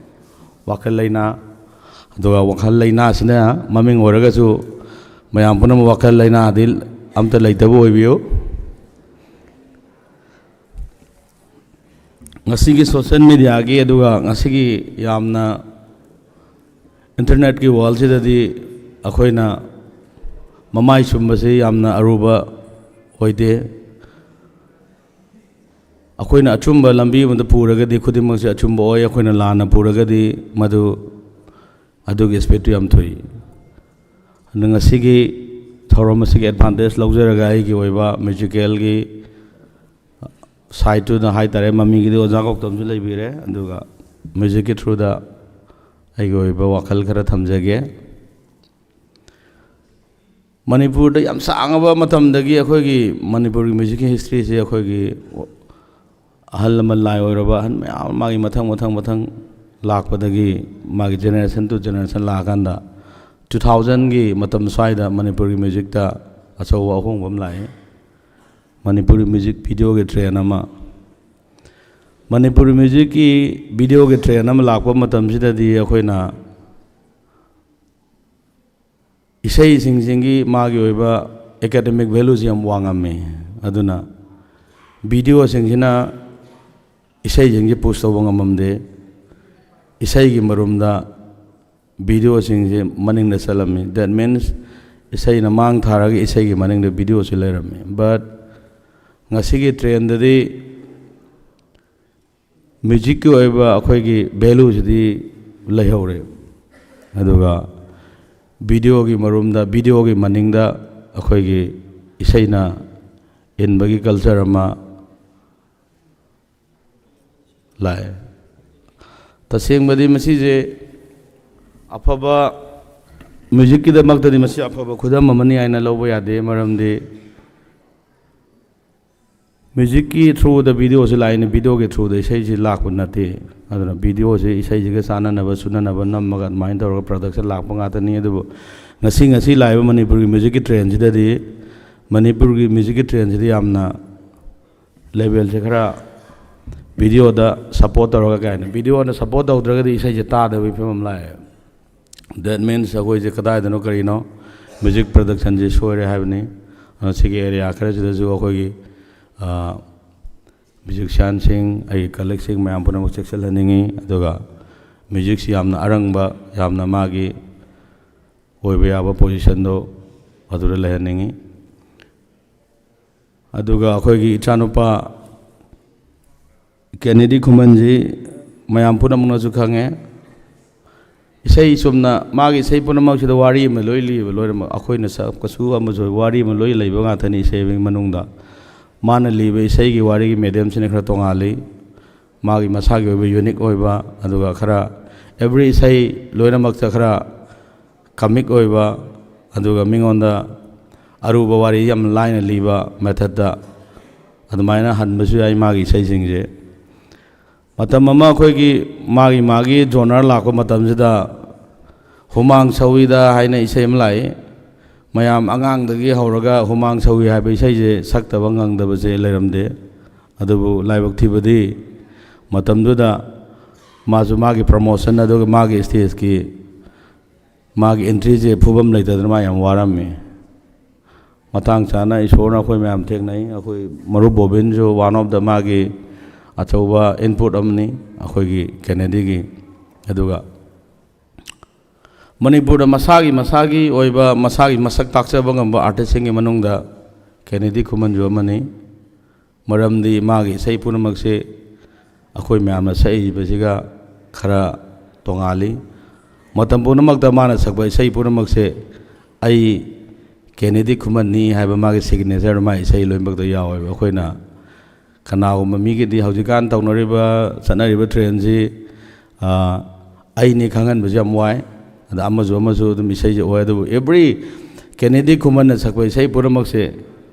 ai Kennedy Kuman ni haiba signature am loi lai simi punamona khangi maramde magi sai gi presentation je tongale aduna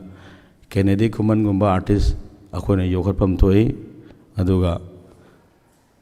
magi sai na liri wari mayam je khoi loi khangbam sangi matam ga chana na sunana man humang sawi dagi hauraga magi sai nungsiba mayam laigre kathi laimu gaina phaja sai mayam ado public dai yorokpa matam yam changi adu ngasidi mazu magi chapchaba platform ama phangabanina magi chapchaba form lairabnina mana leaning wari lebd mi pura mongna tare aduga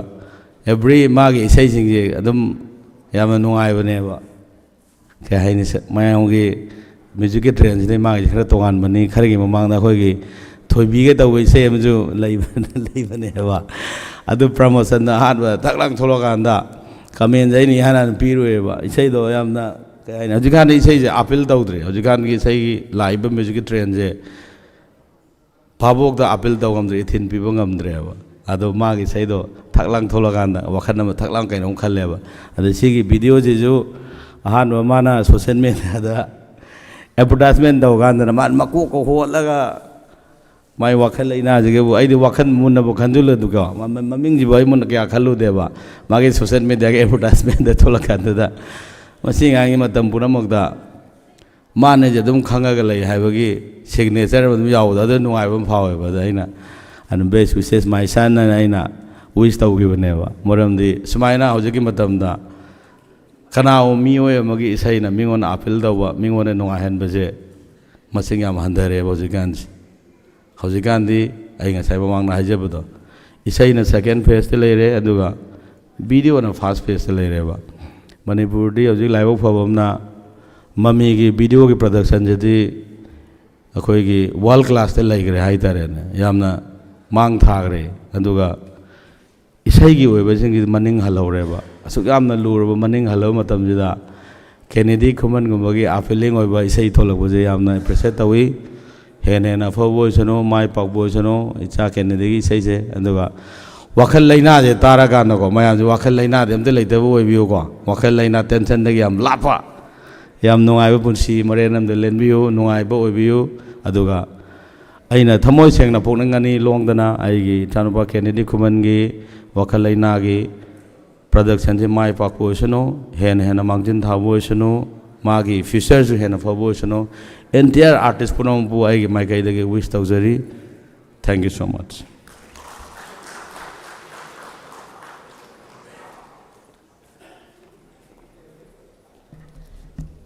Thagachari Ojabu ngasi fauba mayamgi seba mapung fana adum tawraga lakpibagi mayamgi pelhanba ngambagi damakta su thagachari ngasai ngai di yoraktaba adubu hojik kitang yausalakpa aikhoigi crew khara kauthokchage ngasigi supporting artist ki role lawi kibi hojik tang yaure ena takpire Rina Moirangcha stage takta lengkhat piraknaba ningsingjari khudol asi tambinabagi damakta ngasigi Binarani Jewelers Lamba Mayum Oja Sanjoyna khudol tambigani lengsin birakani Oja Sanjoy amadi ngasigi ग्राफरगी role लौबिखिबा अखोइगी इबुंग बिश्वनाथ लेंसिनबिरकनी इबुंग बिश्वनाथ रीना मोइरांगचा यामना मचिन तुंखलकलिबी supporting artist यामना मचिन तुंखलकलिबी इनाव अमनी मयामना पुकनिंग थगोटपिबा ओइना खुबा खुबियो हाइना निंगसिंगजरी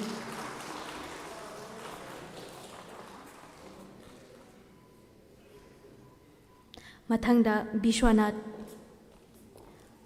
खुबाक्ति लेप्तबिदा खुमिनसी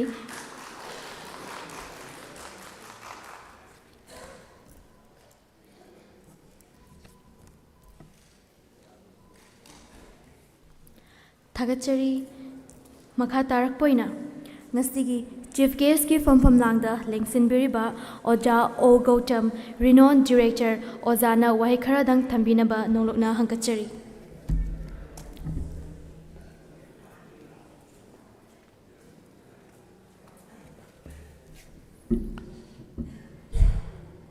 आन ममक्तदा आइगे मरूप चिफ गेस्ट ऑफ ऑनर ओइबिबा रणबीर थौना अमदी आइगे मरूप बोबिन प्रेसिडेंट फंक्शन सिगी गा खुमनो उचरी लोइना लेंबिरिबा मयाम पुनो पुसु कोकनोने काय खुनबु उचरी वखल लेना यामना ममिंग से ताबदा आई लबी युमदगी लाकपदा दुम वखल लेना से दुम फजैने होजिकी मतमदबु वखल लेना नादब मी कना लेरंगदगे सिदा लाइबसी खतगी वानाते लैब लेबाक सिगी अचौ सांग पुनमक लोइना वखल लेना नारबने होजिकसे अखोई नारे ना येंगिबा इसाबकसु आइबु येंगबिरिबा डॉक्टर मसासु दुम मासु दुम वखल लेना नारबने वखल लेना नाबा गातने लैबा मैमसे अदुनबु अखो होजिक कनोदा हारे हेल्थ सेक्टर दा हारे ची गवर्नमेंट की नतना प्राइवेट तदी हुजिक डॉक्टर येंग बे ममल पैसा से वांगी से मै मसामक वखल लेना नारक पैनेबा आदि लाइफ से तुंगदा मागी मचा मसु खंगदे अमगे फ्यूचर दा माई लाइफ से सिक्योर ओइनी ओइरो जे खंगकदबगी वखल लेना आम लाक्तना पैसा से सेन से याना तान मथौ तारेना सुम कीरकबगी खलकबगी खुदम मनेबा वखल लेना से हुजिक मतमदा हौखिबा पेंडेमिक अमा लेख्रे अदुई मतुंगदा अमुक लेबा इरांग अमा थोकचले सिदबु कनाना वखल लेना नारोइदुना चही 5 6 सुम ओतना लेरगबो लोइनाना अखोइगी मणिपुर सिदि अमु हानादगी हौना इकोनॉमिकली याम साउन ओइबसु नते याम चाखोटबा लेबांग नतबनिना हानादगी हौना अदुम वखल लेना नाबा मी मयाम लेरबनि सिगी थीमसि पुथोक्तना अखोइगी इसै अखोइ केनेडीना पुथोकबिरिबा इसैसि याम फै वखल लेना आई विजुअली येंद्री माई वारी सु मागिसु वारी अमसु लिरंगनी अदुबु मरी दम लेनरंगनी खले वखल लेना हाइबसे अखोइ केनेडी से हानादगी आइना सुम थेंगनबदा अयामना सोलोदा तौबने अदो हंदक्ति अमा यौरमे आइ साइ मोना हंगी कै हाइनो सिदा एफटी मिनरबा हाइसेना अदा माई इसै सकमिनबने निपिमचा आमगा सकमिनेना हाइ अदा मागी इसै से दुम तोंगान बने हानादे हौना अदो जुम अदुम सिमदे आई तादरी अदुना सि तारगा मयाम सु दुम येंबियो सोइ तोंगान लगनी अदुम फजरंगनी मागी तोंगान मसाइ खोइ मरु रणबीन हाइम मदुमाइना केनेडी की sei खुदिमक माई सिग्नेचर अमा अदुम यावबनेना सि यावगनी सोइनगे थाजै लोइना नखोइगी फिल्म अमा खोइगी हानादी म्यूजिक वीडियो असे खोइना नहावाई मतम अमददी खोइना ngaliङाइ हाइदारे इसै से कैसेट ऑडियो टेप तुदा मैग्नेटिक टेप तुदा नमी गानुदादी इसै 9 नत्रगा 10 सि नमगा ऑडियो रिलीज तौबा आइना फंक्शन मसा अमा कै मा संकोइदा कैदा तौनरमे अदु इसै मसिंग सि 9 नता 10 तरुक कसिदी इसै सुदे अमा तौइसु हपचलो हाइनरमे नत्रा अदा होजिकती याम नुंगाइबना म्यूजिक वीडियो एल्बम मैना नमगा इसै अममम तौरसु वैल्यू हापगा फिल्म रिलीज तौदौना तौबिरकसे मसी आई याम हरावै आई फिल्म मेकर मोइना याम थागजनिंगी आई सिगी फिल्म सिगी प्रोड्यूसर म्यूजिक वीडियो सिगी प्रोड्यूसर खोइगे ओजा संजोय बुसु यामना आई मंगोना थैंक्स हाइदी आई मागे इसै रिलीज तौ फंक्शन आई अनिरक सुरैना यावजरिसि सिमाइ तौदना फिल्म मसा अमने खोइना म्यूजिक वीडियो आना मिनिट 5 खक्तनिना खल्लुबसे हाना इराइ लाइना खलमबसे ꯍꯧꯖꯤꯛꯇꯤ ꯃꯁꯤ ꯂꯥꯏꯅ ꯈꯟꯕ ꯌꯥꯗ꯭ꯔꯦ ꯉꯁꯥꯏ ꯃꯊꯪ ꯃꯊꯪ ꯀꯧꯊꯣꯛꯄ ꯀ꯭ꯔꯤꯎ ꯃꯦꯝꯕꯔ ꯃꯌꯥꯝ ꯗꯥꯟꯁꯔ ꯃꯌꯥꯝ ꯂꯩꯔꯤꯕ ꯑꯦꯛꯇꯔ ꯑꯦꯛꯇ꯭ꯔꯦꯁ ꯂꯩꯔꯤꯕ ꯃꯌꯥꯝ ꯕꯦꯛꯒ꯭ꯔꯥꯎꯟꯗ ꯋꯥꯖꯕ ꯃꯌꯥꯝꯁꯨ ꯃꯌꯥꯝ ꯃꯥꯡꯗ ꯄꯨꯊꯣꯛꯇꯅ ꯃꯣꯏꯒꯤ ꯚꯦꯂ꯭ꯌꯨ ꯍꯥꯞꯄꯤꯕ ꯍꯥꯏꯕꯁꯦ ꯃꯁꯤꯁꯨ ꯐꯤꯂꯝ ꯃꯆꯥ ꯑꯃꯅꯤꯀꯣ ꯍꯥꯏꯕꯒꯤ ꯀꯩꯅꯣꯝꯃ ꯑꯩꯈꯣꯏꯗ ꯋꯥꯈꯜꯅ ꯈꯜꯍꯟꯕꯁꯦ ꯌꯥꯝ ꯁꯥꯊꯤꯅ ꯐꯕ ꯊꯕꯛ ꯑꯃꯅꯤ ꯃꯁꯤ ꯑꯆꯧꯕ ꯀꯩꯅꯣ ꯑꯃꯅꯤ ꯍꯥꯏꯅ ꯑꯩꯅ ꯂꯧꯖꯩ ꯃꯁꯤꯒꯨꯝꯕꯁꯦ ꯃꯁꯤꯗꯩꯗ ꯑꯩꯅ ꯍꯥꯏꯖꯅꯤꯡꯕ ꯑꯃꯈꯛꯇꯪ ꯍꯣꯏ ꯉꯁꯥꯏꯗꯤ ꯑꯩꯅ ꯍꯥꯏꯖꯔꯤꯁꯤꯗ ꯅꯦꯒꯦꯇꯤꯞꯅꯦꯅ ꯈꯟꯕꯤꯒꯅꯨ ꯃꯁꯨꯃꯥꯏꯅ ꯚꯦꯂ꯭ꯌꯨ ꯍꯥꯞꯄꯤꯕ ꯑꯩꯈꯣꯏꯒꯤ ꯀꯂꯥ ꯑꯁꯤꯕꯨ ꯃꯁꯛ ꯈꯪꯕꯤꯅꯕ ꯃꯌꯥꯝ ꯃꯥꯡꯗ ꯄꯨꯊꯣꯛꯇꯅ ꯃꯁꯤ ꯑꯔꯥꯏꯕ ꯊꯕꯛ ꯅꯠꯇꯦ ꯍꯥꯏꯗꯨꯅ ꯇꯧꯖꯔꯤꯕ ꯊꯕꯛꯁꯤꯗ ꯏꯁꯥ ꯁꯔꯨꯛ ꯌꯥꯕ ꯉꯝꯗꯕ ꯈꯔ ꯌꯥꯎꯕꯁꯤ ꯈꯤꯇꯪ ꯅꯨꯡꯉꯥꯏꯇꯕ ꯈꯔ ꯌꯥꯎꯋꯦ ꯑꯗꯣ ꯉꯁꯥꯏ ꯑꯩꯈꯣꯏꯁꯨ ꯃꯁꯛ ꯈꯪꯅꯤꯡꯕ ꯑꯩꯈꯣꯏꯒꯤ ꯃꯇꯝꯗ ꯊꯦꯡꯅꯈꯤꯕ ꯃꯌꯥꯝꯗꯨꯒ ꯍꯧꯖꯤꯛꯀꯤꯁꯤꯒ ꯍꯧꯖꯤꯛ ꯃꯁꯛ ꯈꯪꯗꯕ ꯃꯌꯥꯝ ꯌꯥꯎꯕꯅꯤꯅ ꯃꯃꯤꯡꯗꯤ ꯇꯥꯕ ꯑꯗꯨꯝ ꯃꯃꯤꯡ ꯆꯠꯆꯔꯕ ꯐꯥꯎꯖꯔꯕ ꯑꯩꯈꯣꯏꯅꯁꯨ ꯃꯁꯛ ꯈꯪꯅꯤꯡꯕ ꯃꯣꯏꯒꯤ ꯑꯥꯔꯠꯇꯣ ꯑꯩꯈꯣꯏꯅꯁꯨ ꯁꯨꯝꯕ ꯑꯉꯥꯡ ꯑꯃ ꯊꯥꯏꯅꯦ ꯌꯥꯝ ꯐꯩ ꯃꯁꯤ ꯀꯅꯥꯅꯣꯅꯦ ꯀꯥꯏꯅ ꯑꯩꯈꯣꯏꯅꯁꯨ ꯀꯩꯒꯨꯝꯕ ꯑꯩꯅ ꯉꯝꯖꯕ ꯀꯥꯟꯗ ꯐꯤꯂꯝ ꯇꯧꯔꯛꯄ ꯀꯥꯟꯗ ꯃꯣꯏꯕꯨꯁꯨ ꯌꯥꯎꯍꯟꯖꯅꯤꯡꯗꯅ ꯊꯤꯔꯛꯄ ꯀꯥꯟꯗ ꯃꯤꯗꯣ ꯃꯁꯛ ꯈꯪꯒꯦ ꯈꯜꯂ ꯀꯥꯟꯗ ꯃꯁꯥ ꯅꯠꯇꯕ ꯍꯦꯛ ꯊꯣꯛꯂꯛꯄ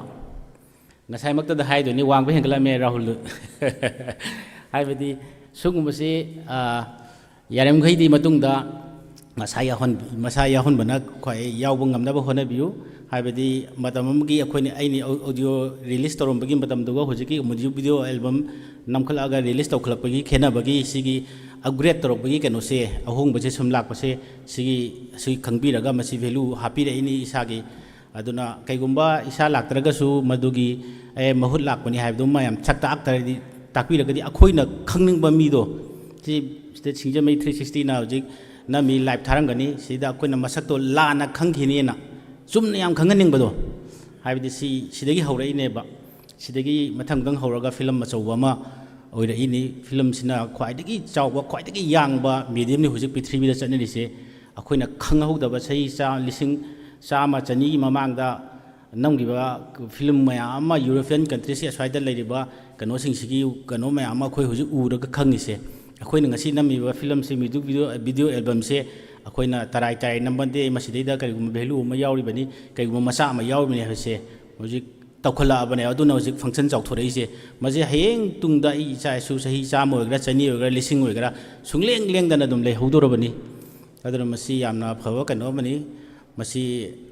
ꯍꯥꯏꯔꯒ ꯑꯩꯒꯤ ꯍꯧꯖꯤꯛꯀꯤ ꯏꯅꯥꯎ ꯗꯤꯅꯦꯁ ꯗꯤꯔꯦꯛꯇꯔ ꯃꯥꯒꯤ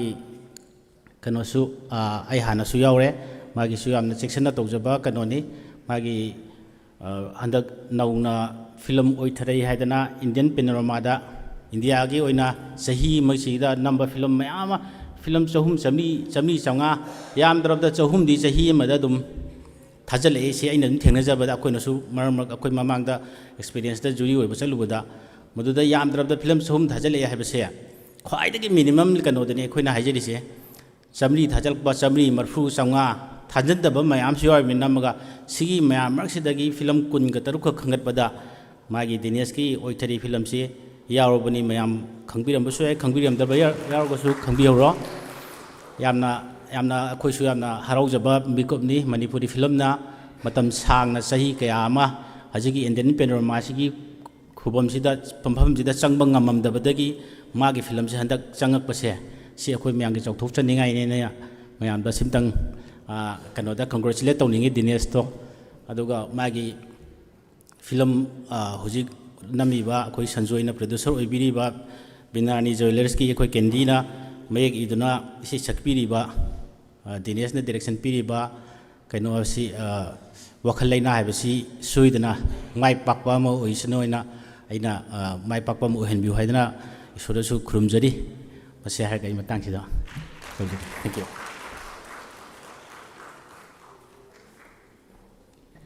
ꯊꯥꯒꯠꯆꯔꯤ ꯑꯣꯖꯥ ꯑꯁꯤ ꯑꯇꯩ ꯀꯅꯥꯁꯨ ꯅꯠꯇꯦ ꯃꯌꯥꯝꯅꯁꯨ ꯍꯦꯟꯅ ꯈꯪꯅꯔꯕ ꯂꯩꯆꯤꯜꯗꯒꯤ ꯎꯔꯣꯛ ꯀꯩꯁꯥꯝꯊꯣꯡ ꯊꯣꯏꯕꯤ ꯑꯃꯗꯤ ꯐꯤꯖꯤꯒꯤ ꯃꯅꯤ ꯑꯁꯤꯅꯆꯤꯡꯕ ꯃꯃꯤꯡ ꯆꯠꯂꯕ ꯐꯤꯂꯝ ꯀꯌꯥ ꯑꯁꯤ ꯑꯣꯖꯥꯅ ꯄꯨꯊꯣꯛꯄꯤꯈꯤꯕ ꯉꯥꯛꯇꯅꯤ ꯊꯥꯒꯠꯆꯔꯤ ꯑꯣꯖꯥ ꯃꯇꯨꯡ ꯇꯥꯔꯛꯄꯗꯁꯨ ꯃꯅꯤꯄꯨꯔꯤ ꯐꯤꯂꯝꯗ ꯑꯆꯧꯕ ꯗꯦꯗꯤꯀꯦꯁꯟ ꯀꯌꯥ ꯇꯧꯕꯤꯔꯛꯎ ꯍꯥꯏꯅ ꯍꯥꯏꯖꯔꯤ ꯃꯔꯛ ꯊꯠꯅ ꯇꯥꯇꯥ ꯀꯔꯕ MNO6LX8762 ꯒꯥꯔꯤ ꯑꯁꯤꯒꯤ ꯃꯄꯨ ꯌꯥꯎꯕꯤꯕ ꯇꯥꯔꯒꯗꯤ ꯂꯝꯕꯤ ꯐꯩꯖꯜꯂꯒ ꯂꯩꯔꯦ ꯍꯥꯏꯅ ꯇꯥꯛꯄꯤꯔꯛꯏ ꯃꯄꯨ ꯌꯥꯎꯕꯤꯕ ꯇꯥꯔꯒꯗꯤ ꯂꯦꯡꯊꯣꯛꯄꯤꯅꯕ ꯍꯥꯏꯅ ꯅꯤꯡꯁꯤꯡꯖꯔꯤ ꯑꯃꯨꯛꯀ ꯍꯟꯅ ꯅꯤꯡꯁꯤꯡꯖꯒꯦ ꯇꯥꯇꯥ ꯀꯔꯕ ꯒꯥꯔꯤ ꯅꯝꯕꯔꯅ MNO 6LX8762 ꯃꯄꯨ ꯌꯥꯎꯕꯤꯕ ꯇꯥꯔꯒꯗꯤ ꯃꯄꯥꯟꯗ ꯂꯦꯡꯊꯣꯛꯄꯤꯅꯕ ꯅꯣꯡꯂꯨꯛꯅ ꯍꯪꯒꯠꯆꯔꯤ꯫ ꯃꯈꯥ ꯇꯥꯔꯛꯄ ꯑꯣꯏꯅ ꯉꯁꯤꯒꯤ ꯄ꯭ꯔꯦꯁꯤꯗꯦꯟꯒꯤ ꯐꯝꯐꯝꯂꯥꯡꯗ ꯂꯦꯡꯁꯤꯟꯕꯤꯔꯤꯕ ꯑꯣꯖꯥ ꯀꯣꯟꯊꯧꯖꯝ ꯕꯣꯕꯤꯟ ꯔꯤꯅꯣꯟ ꯁꯤꯡꯒꯔ ꯑꯣꯖꯥꯅ ꯉꯁꯤꯒꯤ ꯋꯥꯈꯜ ꯂꯩꯅꯥ ꯍꯥꯏꯔꯤꯕ ꯃ꯭ꯌꯨꯖꯤꯛ ꯚꯤꯗꯤꯑꯣ ꯑꯁꯤꯒ ꯃꯔꯤ ꯂꯩꯅꯅ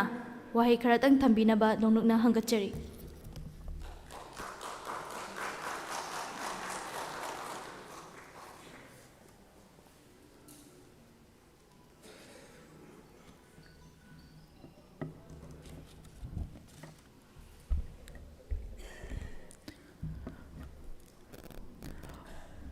ꯑꯍꯥꯟꯕꯃꯛꯇꯗ ꯉꯁꯤ ꯃꯥꯡꯗ ꯂꯦꯡꯁꯤꯟꯕꯤꯔꯤꯕ ꯏꯀꯥꯏ ꯈꯨꯝꯅꯕꯒꯤ ꯃꯁꯛ ꯑꯣꯏꯔꯕ ꯏꯔꯝꯗꯝ ꯑꯁꯤꯒꯤ ꯌꯥꯝꯅ ꯇꯥꯡꯂꯕ ꯑꯥꯔꯇꯤꯁ ꯄꯨꯝꯅꯃꯛꯄꯨ ꯁꯨꯞꯆꯟꯖꯔꯒ ꯏꯀꯣꯛꯅꯅ ꯈꯨꯔꯨꯝꯖꯔꯤ꯫ ꯂꯣꯏꯅꯅ ꯉꯁꯤ ꯗꯥꯏꯁꯇ ꯂꯦꯡꯁꯤꯟꯕꯤꯔꯤꯕ ꯑꯩꯒꯤ ꯏꯀꯥꯏ ꯈꯨꯝꯅꯖꯔꯤꯕ ꯑꯩꯒꯤ ꯃꯔꯨꯞ ꯑꯅꯤꯕꯨꯁꯨ ꯁꯨꯞꯆꯟꯖꯔꯒ ꯏꯀꯣꯛꯅꯅ ꯈꯨꯔꯨꯝꯖꯔꯤ, ꯏꯀꯥꯏ ꯈꯨꯝꯅꯕ ꯎꯠꯆꯔꯤ꯫ ꯉꯁꯤꯒꯤ ꯌꯥꯝꯅ ꯅꯨꯡꯉꯥꯏꯔꯕ ꯅꯨꯃꯤꯠ ꯑꯃ ꯍꯥꯏꯕ ꯇꯥꯔꯦ꯫ ꯁꯤꯒꯤ ꯅꯨꯃꯤꯠ ꯑꯁꯤꯗ ꯌꯥꯝꯅ ꯌꯥꯏꯐꯔꯕ ꯅꯨꯃꯤꯠ ꯑꯁꯤꯗ ꯑꯩꯒꯤꯗꯤ ꯅꯨꯡꯁꯤꯖꯔꯕ ꯏꯔꯝꯗꯝ ꯑꯁꯤꯒꯤ ꯃꯌꯥꯝꯅ ꯅꯨꯡꯁꯤꯕꯤꯗꯨꯅ ꯃꯌꯥꯝꯒꯤ ꯊꯧꯒꯜ ꯐꯪꯖꯔꯤꯕ ꯑꯩꯒꯤꯗꯤ ꯑꯩꯒꯤ ꯍꯦꯛ ꯄꯣꯛꯃꯤꯟꯅꯕ ꯏꯅꯥꯎꯃꯛꯅ ꯍꯦꯟꯅ ꯑꯩꯅ ꯊꯃꯣꯏꯗ ꯊꯝꯖꯕ ꯑꯩꯒꯤ ꯏꯅꯥꯎ ꯀꯦꯅꯦꯗꯤ ꯈꯨꯃꯟ, ꯃꯍꯥꯛꯀꯤ ꯑꯅꯧꯕ ꯄ꯭ꯔꯣꯖꯦꯛ ꯑꯃ ꯉꯁꯤ ꯃꯌꯥꯝꯅ ꯈꯨꯠꯁꯤꯟꯅꯒꯗꯕ ꯅꯨꯃꯤꯠ ꯑꯁꯤꯗ ꯑꯍꯥꯟꯕꯃꯛꯇꯗ ꯑꯩꯒꯤ ꯊꯃꯣꯏꯗꯒꯤ ꯌꯥꯏꯐ ꯃꯒꯣꯜ ꯍꯥꯟꯅ ꯄꯤꯖꯒꯦ꯫ ꯑꯗꯨꯒ ꯂꯣꯏꯅꯅ ꯑꯩꯒꯤ ꯃꯔꯨꯞ ꯑꯅꯤꯅꯁꯨ ꯑꯩꯒꯤ ꯏꯅꯥꯎꯒꯤ ꯃꯔꯝꯗ ꯑꯃꯗꯤ ꯃꯍꯥꯛꯀꯤ ꯃ꯭ꯌꯨꯖꯤꯛ ꯁ꯭ꯇꯥꯏꯜ, ꯃꯍꯥꯛꯀꯤ ꯏꯁꯩꯒꯤ ꯃꯑꯣꯡ ꯃꯇꯧ ꯃꯌꯥꯝ ꯑꯃ ꯊꯝꯕꯤꯈꯔꯦ꯫ ꯑꯗꯨꯅ ꯑꯩꯅ ꯌꯥꯝ ꯍꯦꯟꯅ ꯅꯨꯡꯉꯥꯏꯖꯕꯁꯤ ꯋꯥꯈꯜ ꯂꯩꯅꯥꯁꯦ ꯑꯩ ꯉꯁꯥꯏ ꯇꯤꯖꯔ ꯃꯇꯦꯛ ꯑꯃ ꯌꯦꯡꯖꯩ, ꯑꯗꯨꯗ ꯏꯁꯩꯒꯤ ꯄꯨꯔꯥ ꯃꯄꯨꯝ ꯑꯣꯏꯅꯗꯤ ꯎꯖꯗꯦ꯫ ꯑꯗꯨꯒ ꯑꯩꯅ ꯄꯥꯝꯖꯕ ꯖꯣꯅꯔ ꯃꯇꯦꯛ ꯑꯃ ꯍꯥꯏꯇꯥꯔꯦ, ꯃꯔꯝꯗꯤ ꯑꯩꯈꯣꯏꯒꯤ ꯑꯋꯥꯏ ꯑꯈꯨꯝ ꯇꯧꯅꯕꯒꯤ ꯑꯩꯈꯣꯏꯒꯤ ꯈꯨꯂꯪꯒꯤ ꯇꯥꯏꯞꯇ ꯁꯛꯄꯒꯤ ꯄꯣꯠꯁꯤ ꯑꯩꯈꯣই ꯌꯥꯝ ꯀꯨꯏꯈ꯭ꯔꯦ ꯑꯩꯈꯣꯏꯅ ꯌꯥꯝ ꯇꯣꯏꯅ ꯇꯥꯕ ꯐꯪꯈꯤꯗꯕ꯫ ꯑꯗꯣ ꯑꯩ ꯏꯁꯥꯁꯨ ꯑꯗꯨꯃꯥꯏꯅ ꯇꯧꯕ ꯏꯁꯩ ꯁ꯭ꯇꯥꯏꯜꯁꯤꯗ ꯑꯩ ꯁꯨꯝ ꯄꯥꯝꯖꯔꯛꯄꯅꯤ꯫ ꯑꯗꯨꯅ ꯁꯤꯒꯤ ꯉꯁꯥꯏ ꯃꯇꯦꯛꯇꯨ ꯎꯕ ꯀꯥꯟꯗ ꯉꯁꯥꯏꯒꯤ ꯑꯩꯈꯣꯏꯗ ꯑꯋꯥꯏ ꯑꯈꯨꯝ ꯇꯧꯅꯔꯒ ꯁꯛꯄꯒꯤ ꯄꯣꯠꯁꯤꯃ ꯎꯖꯕꯗ ꯑꯩꯉꯣꯟꯗ ꯌꯥꯝꯅ ꯅꯨꯡꯉꯥꯏꯕ ꯑꯃ ꯐꯥꯎꯖꯩ꯫ ꯑꯗꯨꯒ ꯁꯨꯡꯁꯣꯏ ꯁꯣꯏꯗꯅ ꯑꯩꯈꯣꯏ ꯐꯨꯜ ꯑꯣꯏꯅ ꯌꯦꯡꯉꯀꯥꯟꯗ ꯌꯥꯝ ꯍꯦꯟꯅ ꯑꯦꯛꯁꯥꯏꯇꯦꯠ ꯑꯣꯏꯕ, ꯀꯔꯤꯒꯨꯝꯕ ꯈꯔꯗꯤ ꯃꯥꯒꯤ ꯑꯦꯜꯕꯝ ꯑꯃꯗ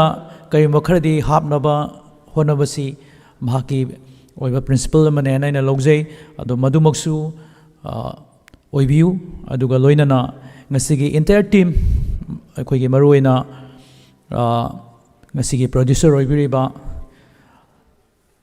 ꯃꯤꯁꯇꯔ ꯁꯟꯖꯣꯏ, ꯃꯍꯥꯛꯄꯨ ꯍꯥꯟꯅ ꯑꯩꯅ ꯌꯥꯝꯅ ꯄꯦꯟꯅ ꯊꯥꯒꯠꯆꯅꯤꯡꯉꯤ, ꯃꯔꯝꯗꯤ ꯍꯧꯖꯤꯛ ꯏꯔꯝꯗꯝ ꯑꯁꯤꯒꯤ ꯌꯥꯝꯅ ꯋꯥꯔꯕ ꯃꯇꯝ ꯑꯁꯤꯗ ꯑꯥꯔꯠ ꯐꯣꯝ ꯑꯁꯤꯕꯨ ꯂꯨꯞꯈꯤꯗꯅꯕ ꯑꯃꯗꯤ ꯍꯤꯡꯉꯒ ꯂꯩꯍꯟꯅꯕ ꯍꯣꯠꯅꯕꯗ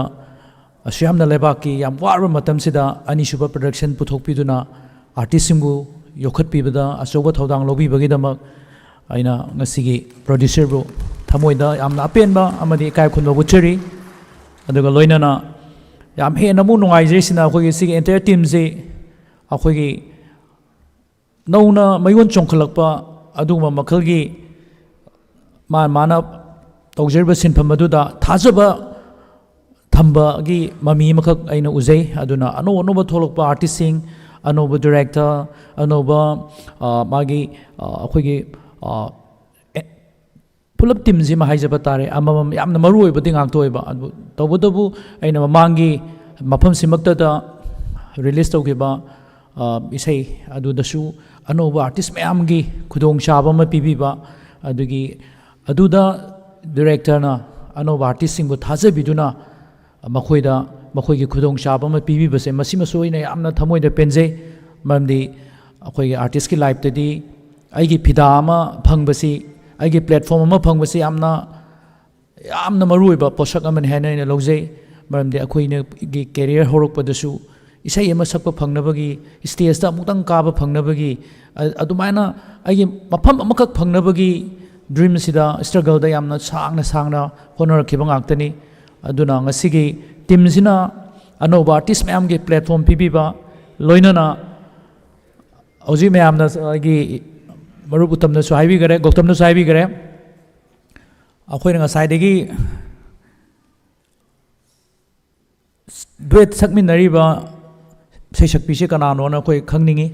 ꯑꯗꯣ ꯈꯪꯅꯤꯡꯕꯗꯨ ꯎꯕ ꯐꯪꯗꯦ, ꯑꯗꯣ ꯐꯪꯗ꯭ꯔꯤꯕꯃꯛꯁꯨ ꯁꯤꯁꯨ ꯑꯅꯧꯕ ꯑꯃꯅꯦꯕ ꯄꯨꯊꯣꯔꯛꯇꯣꯏꯁꯦ, ꯑꯗꯨꯅ ꯁꯤꯒꯤꯗꯃꯛꯇꯁꯨ ꯑꯩ ꯈꯨꯕꯥꯛ ꯍꯣꯝꯗ ꯈꯨꯕꯤꯌꯨ, ꯉꯁꯤ ꯎꯖꯗ꯭ꯔꯒꯁꯨ ꯑꯅꯧꯕ ꯑꯃ ꯁꯔꯄ꯭ꯔꯥꯏꯖ ꯑꯣꯏꯅ ꯑꯩꯈꯣꯏ ꯁꯤꯒꯤ ꯇꯤꯝꯁꯤꯅ ꯄꯨꯊꯣꯔꯛꯀꯗꯣꯔꯦ, ꯁꯤꯒꯤꯗꯃꯛꯇꯁꯨ ꯑꯩ ꯌꯥꯝ ꯍꯔꯥꯎꯖꯩ, ꯑꯅꯧꯕ ꯊꯣꯛꯂꯛꯄꯗ ꯆꯤꯡꯈꯠꯄꯒꯤ ꯑꯩꯈꯣꯏꯒꯤ ꯇ꯭ꯔꯦꯗꯤꯁꯟꯁꯦ ꯑꯩꯈꯣꯏ ꯑꯥꯔꯠꯀꯤ ꯇꯧꯖꯔꯤꯕ ꯑꯩꯈꯣꯏꯒꯤ ꯏꯔꯝꯗꯝ ꯑꯁꯤꯗꯗꯤ ꯈꯤꯇꯪ ꯑꯩꯈꯣꯏꯗ ꯈꯤꯇꯪ ꯃꯌꯥꯡ ꯀꯪꯕꯒꯤ ꯇꯥꯏꯞꯇ ꯍꯥꯏꯇꯥꯔꯦ, ꯑꯗꯨꯅ ꯁꯤꯒꯤ ꯂꯝꯕꯤꯁꯤꯗ ꯏꯟꯇꯤꯌꯔ ꯇꯤꯝ ꯑꯩ ꯌꯥꯝ ꯊꯤꯅ ꯊꯥꯒꯠꯄ ꯐꯣꯡꯗꯣꯛꯆꯔꯤ, ꯂꯣꯏꯅꯅ ꯉꯁꯤꯒꯤ ꯃ꯭ꯌꯨꯖꯤꯛ ꯗꯤꯔꯦꯛꯇꯔ ꯑꯩꯒꯤ ꯏꯅꯥꯎ ꯔꯥꯍꯨꯜ, ꯃꯍꯥꯛꯁꯨ ꯌꯥꯝꯅ ꯃꯥꯒꯤ ꯑꯗꯨꯛ ꯐꯖꯕ ꯃꯌꯥꯝ ꯑꯃ ꯄꯨꯊꯣꯛꯈ꯭ꯔꯕ ꯃꯇꯨꯡꯗ ꯑꯅꯧꯕ ꯇ꯭ꯔꯦꯟ ꯑꯃ ꯃꯥꯅ ꯑꯃꯨꯛ ꯄꯨꯊꯣꯛꯄꯤꯔꯛꯄꯁꯤ ꯌꯥꯝꯅ ꯂꯥꯏꯕꯛ ꯐꯕꯅꯤ, ꯑꯗꯨꯒ ꯂꯣꯏꯅꯅ ꯉꯁꯤꯒꯤ ꯑꯩꯅ ꯉꯁꯥꯏ ꯇꯤꯖꯔ ꯃꯇꯦꯛ ꯑꯃ ꯌꯦꯡꯖꯕꯗ ꯑꯩꯈꯣꯏꯒꯤ ꯗꯥꯟꯁꯀꯤ ꯒ꯭ꯔꯨꯞꯁꯤ ꯑꯗꯨꯛꯀꯤ ꯃꯇꯤꯛ ꯌꯦꯡꯕꯗ ꯌꯥꯝ ꯅꯨꯡꯉꯥꯏꯖꯩ, ꯑꯩꯈꯣꯏꯁꯨ ꯃꯇꯦꯛꯇꯨ ꯌꯦꯡꯕꯗ ꯏꯁꯥꯁꯦ ꯅꯣꯝꯅꯤꯡꯕꯒꯨꯝꯕ ꯑꯃ ꯑꯗꯨꯝ ꯐꯥꯎꯖꯩ, ꯑꯗꯨꯒ ꯁꯤꯒꯤ ꯑꯩꯈꯣꯏꯒꯤ ꯀꯣꯔꯤꯌꯣꯒ꯭ꯔꯥꯐ ꯇꯧꯕꯤꯔꯤꯕ ꯑꯩꯒꯤ ꯇꯤꯝ, ꯑꯗꯒꯤ ꯑꯩꯈꯣꯏꯒꯤ ꯀꯣꯁꯇ꯭ꯌꯨꯝꯒꯤ ꯇꯤꯝ, ꯑꯗꯒꯤ ꯀ꯭ꯔꯨ ꯃꯦꯝꯕꯔꯁꯤꯡ, ꯀꯦꯃꯦꯔꯥꯒꯤ ꯂꯥꯏꯠꯀꯤ ꯈꯨꯗꯤꯡꯃꯛꯄꯨ ꯁꯨꯞꯆꯟꯖꯔꯒ ꯑꯩ ꯊꯥꯒꯠꯄ ꯐꯣꯡꯗꯣꯛꯆꯔꯤ, ꯑꯗꯨꯒ ꯂꯣꯏꯅꯅ ꯉꯁꯤꯒꯤ ꯗꯤꯔꯦꯛꯇꯔꯁꯤ ꯃꯤꯁꯇꯔ ꯗꯤꯅꯦꯁ ꯅꯥꯎꯔꯦꯝ,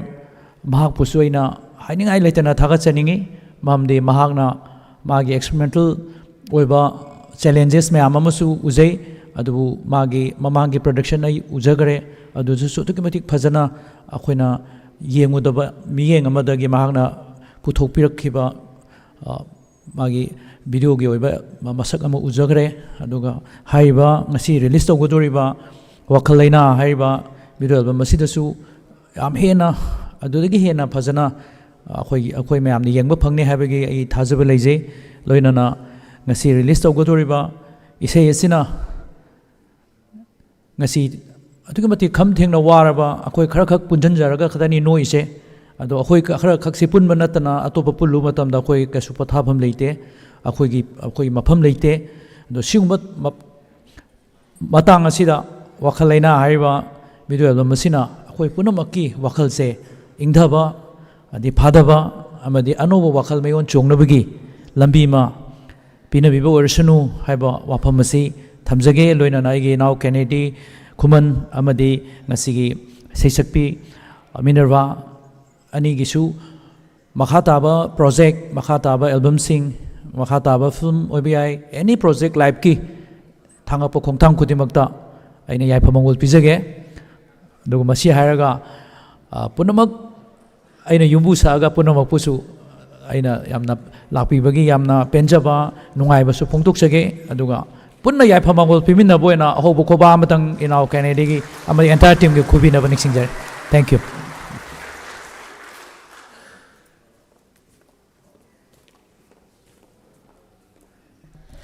ꯊꯥꯒꯠꯆꯔꯤ ꯑꯣꯖꯥ, ꯃꯃꯜ ꯌꯥꯝꯂꯕ ꯋꯥꯐꯝ ꯀꯌꯥ ꯑꯃꯗꯤ ꯐꯖꯔꯕ ꯋꯥꯍꯩ ꯀꯌꯥ ꯊꯝꯕꯤꯔꯝꯕꯒꯤꯗꯃꯛꯇ꯫ ꯃꯈꯥ ꯇꯥꯔꯛꯄ ꯑꯣꯏꯅ ꯉꯁꯤꯒꯤ ꯋꯥꯈꯜ ꯂꯩꯅꯥ ꯍꯥꯏꯔꯤꯕ ꯃ꯭ꯌꯨꯖꯤꯛ ꯚꯤꯗꯤꯑꯣ ꯑꯁꯤꯒꯤ ꯄ꯭ꯔꯣꯗ꯭ꯌꯨꯁꯔ ꯑꯣꯏꯕꯤꯔꯤꯕ ꯑꯃꯗꯤ ꯕꯤꯅꯥꯔꯥꯅꯤ ꯖ꯭ꯋꯦꯂꯔꯤ ꯄ꯭ꯔꯣꯄꯥꯏꯇꯔ ꯑꯣꯏꯕꯤꯔꯤꯕ ꯑꯣꯖꯥ ꯁꯟꯖꯣꯏ ꯂꯣꯃꯥꯕꯌꯨꯝꯅ ꯚꯣꯠ ꯑꯣꯐ ꯊꯦꯡꯛꯁ ꯄꯤꯕꯤꯒꯅꯤ꯫ ꯑꯣꯖꯥꯕꯨ ꯀꯧꯊꯣꯛꯆꯔꯤ꯫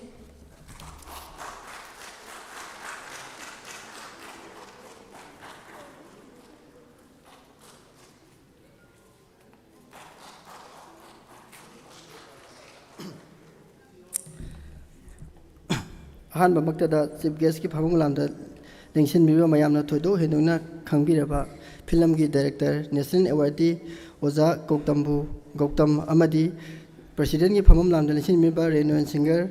ꯗꯥ ꯕꯣꯕꯤꯜ, ꯑꯃꯗꯤ ꯆꯤꯐ ꯒꯦꯁꯀꯤ ꯒꯦꯁ ꯑꯣꯐ ꯑꯣꯅꯔꯒꯤ ꯐꯃꯨꯡ ꯂꯥꯝꯗ ꯂꯦꯡꯁꯤꯟꯕꯤꯔꯤꯕ ꯔꯦꯅꯨꯋꯦꯟ ꯁꯤꯡꯒꯔ ꯑꯃꯗꯤ ꯃ꯭ꯌꯨꯖꯤꯛ ꯗꯥꯏꯔꯦꯛꯇꯔ ꯑꯣꯖꯥ ꯔꯦꯃꯤ ꯊꯧꯅꯥꯕꯨ ꯑꯍꯥꯟꯕꯃꯛꯇꯗ ꯏꯀꯣꯛꯅꯅ ꯈꯨꯔꯨꯝꯖꯔꯤ, ꯑꯃꯗꯤ ꯃꯦꯗꯤꯌꯥ ꯁꯤꯒꯤ ꯃꯦꯗꯤꯌꯥ ꯄꯥꯔꯠꯅꯔꯕꯨ ꯑꯍꯥꯟꯕꯃꯛꯇꯗ ꯑꯩꯅ ꯍꯥꯏꯗꯤ ꯈꯨꯔꯨꯝꯖꯕ ꯐꯣꯡꯗꯣꯛꯆꯔꯤ꯫ ꯑꯃꯗꯤ ꯉꯁꯤꯒꯤ ꯋꯥꯈꯜ ꯂꯩꯅꯥꯒꯤ ꯑꯩꯈꯣꯏꯒꯤ ꯃ꯭ꯌꯨꯖꯤꯛ ꯚꯤꯗꯤꯑꯣ ꯑꯦꯜꯕꯝ ꯐꯪꯁꯟ ꯑꯁꯤꯗ ꯑꯩꯈꯣꯏꯅ चिन्ना हाइजबा अमदी इनवाइट तौजबा मतमदा अचिनबा कयाबु लैबिरगसु अखोयु ngasi si function da sau yabidong ta अखोयि tin lakpirba mayam pana ko ahan mamakta dai koknona khurumjari ngasi wakhal leina haina release tौजगदबा music video bal asi aigi oinadi अखोयि anirak suba production ni mamangda laihau ai puthokchagre adu hadak puthoiba wakhal leina sina aigi oina ani suba production ni adubu aina wakhal leina se aina ngasi sigi wakhal leina gi me isai se ai tasena ai tau Kennedy dam ta khallaga aina puthokchagiba akhoi isai album me music video album ma khaitani adi masigi music video je number khoi thama pan tara muk sujale khoi lan taurikan manungi akhoi tauna khoi isai sakpa phangdaba isai sakpa yadaba gi mana yamna nungai taba matang amada maga aiga adum aidi maga aiga adum ai awalpa adum wari bata adum akhoi mateng adum pangnei matamji mana aingo thai अस ताऊ आई इसे सकपजु करीमता याद्रे अदु ताऊ आई करी तौनो आई वाखनजे अदि Coke चाक तोरे खोले मान एंगोंद वारी जिली अदेना सुम मतम दुदा आई यामना एकता थबक हाइदि सेंथुम याम कन्ना हाइदि लोइनमक वानब मतम ओइबनिना अदैना इताऊ केनेडी गिदि मान वाबु मतम दैना हाइ ताऊ अदु तारि फरे ताऊ अखोइ इसै अमा खतंग सेमजी इसै अमा खतंग सेमजी अदु इसै जे अखोइ इताऊगी खतंग वाखनदो अखोइ रिलैक्स तौनबा अखोइ इसै अमा सेमजी अदुमाइ तोरा अखोइ जे तानै ताना मतम जिदा अइना मागी सही सुम लई हाबसु अयु खंगदे सुम आई सुम मंगना तो मतम दे सुम तंगलो सुम गाक्तंग खलु मतम दैना अखोगी अखोई ओजा रेमि थौ नते ओजा अखोगी सोरी से आइना सुम हाइदि सुम मागी सही जु अतै जु आई लोइदबक पामना ताजे दु माना आइना सुम माइ पामचै नैना केनो ताउ केन्दी ओजा सोरीगी बनाके चलु जिना मागे आइगेसे ओजा सोरी दे सही मा कमसरी लेरंगनी मागी सही मा तोरगा ताउ केन्दी न सओ अदु माना मागी म्यूजिक कंपोज ति मा तहोलजे हरगा आइसे अखोई ताउ केन्दी के चपने सब मतमसिदा नुमिसिदा अखोई ओजा सोरी थेंगनरक्ते थेंगतो मान आइगोन इसैम खक ताहलेबा लायावना मिंथोनबा इसैम खक मा आइगोन ताहले ताबा मतमजे लायहाउजे आइगोन यामना आइगे थमोइदि यामना आइदि फजबा मेक्स याम फजबा खक पोकपा अदैना हंगे इताउ नंगी सिगी लायहाउ इसैजे हाइदि नंग सिगी कनागी इसैनो नंगिरा मिगिरा इन मान हंगे मान इताउ ताउ आइगी नि सिनेबा ताउ नंगी इसैजी अखोई ओजा सोरीगिसु तौजी अदु मसिगी सैजा हाना नम्मजे हारे हाय मतुंग सिना माना गाक्तन लेखौ माना मु अखोगी वाक्सिगी वाखलैना इसैजु माना आइगोन ताहलेबा वाखलैना ताहमु दु वाखलैना जु काय तारे इसैजे आम बमजरु बथोक बाय तारे आइदि इसै अमा खकेगी मागी सुम माना इसै सक्तबदुगी सुम मागी वाखनदो नुगाइना बगी दमते इसै मा सेमजेना ससबनी अदा मा इसै अनि था मतम हाने फरे ताउ नंग इसै अनि मसै लोइ फजरे अदुना आइ इसैजे अखोगी अनिमक्से प्रोड्यूस तौरसी आई पुथोजी अदु इताउने इताउन हाले इताउ आई सिगी वाखल लेना से आई मसी हाना नम्मजी न माना आइगोन हाइबीबा फारे अदु तारि वाखल लेना से नम्मजे ना अखोई मात्रो वाखल लेना से अखोगी मागी अपामबगी मतुइना अखोगी दिनेश नौरेना मागा अखोगी ताना कांदा माना इसैजे सेंबिरेगा अखोगी वाखल लेना से नम्मे अदुगी मतुंगदा आइना हाइजगी मतुइना अखोई लाइहाउजे अखोगी अनिसुबो ओइना नम्मे अदु अखोगी सही अखोगी लाइहाउची नम मतम वाखन आइगोंदा यामना अखोइदा नुगाइतबा थौदों खक थोकी असेंबदी लाइहाउना हाना थादोकदबदि नते अखोगी वाखलैना से हाना रिलीज तौजगदमनी अदु लाइहाउची नम मतमदा आइगी सनतनागी साइकल थौबगी सिल अमखक यावे चिंगी लंबिदा अता अखोई साइकल थौबसिदा अखोगी साइकल जे माना थौबा साइकल जे ब्रेक से खितंग नुगाइरमदबदगी अखोगी साइकल जे तुरगा अखोगी अता आइदि एक्सीडेंट हाइदि खरा साउबा एक्सीडेंट मक्तोय मदु आइ थमोइदि अखोइदि आम नुगाइतबा फावगिबदो फाउदि अखोई दिनेश नौरें बाइगे तानरे डाइरेक्टरगा इसैजे अखोई कनोसे हाना थादोसी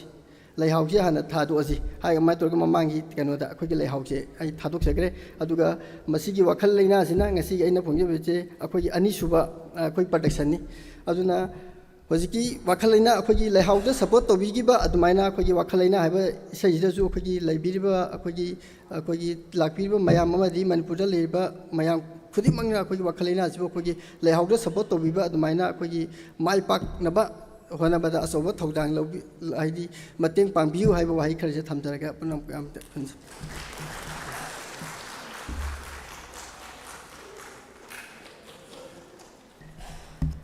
थागचरी मयामबु मखा तारकपोइना ngasiगी wakhal leina hariba music video asibu mayamda officially release tawre haina laukthokpina bagi damakta president gi famfam nangda lengsin biriba oja bobinna announce tobina ba ningsing jeri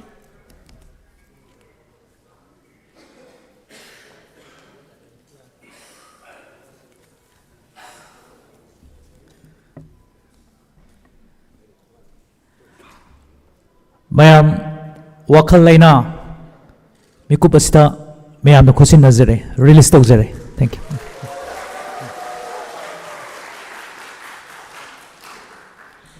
Thagachari aduga ngasigi mayai tangbal da leibiriba oja ahumbu mangda lingsin binaba amadi ngasigi music video asibu mupung fana yeng binaba gi damakta ningsingjari oja ahum asibu guide tawbinaba ningsingjari aduga ngasigi wakhal leina premiere release tawba numit asida ngasigi thoram asibu mapung fahan gani haiduna lakpiriba khwai khodingmak pasu ngasigi sinja langjariba singi mahut sinjaraga ayhakna amukka hanasu thagatpa fongdokchari amadi wakhal leina gi timbusu ayhakna appreciate yamna tawjari aduga ngasigi binarani jewelry gi proprietor ibung lamba mayum sanjoy gi anisuba production wakhal leina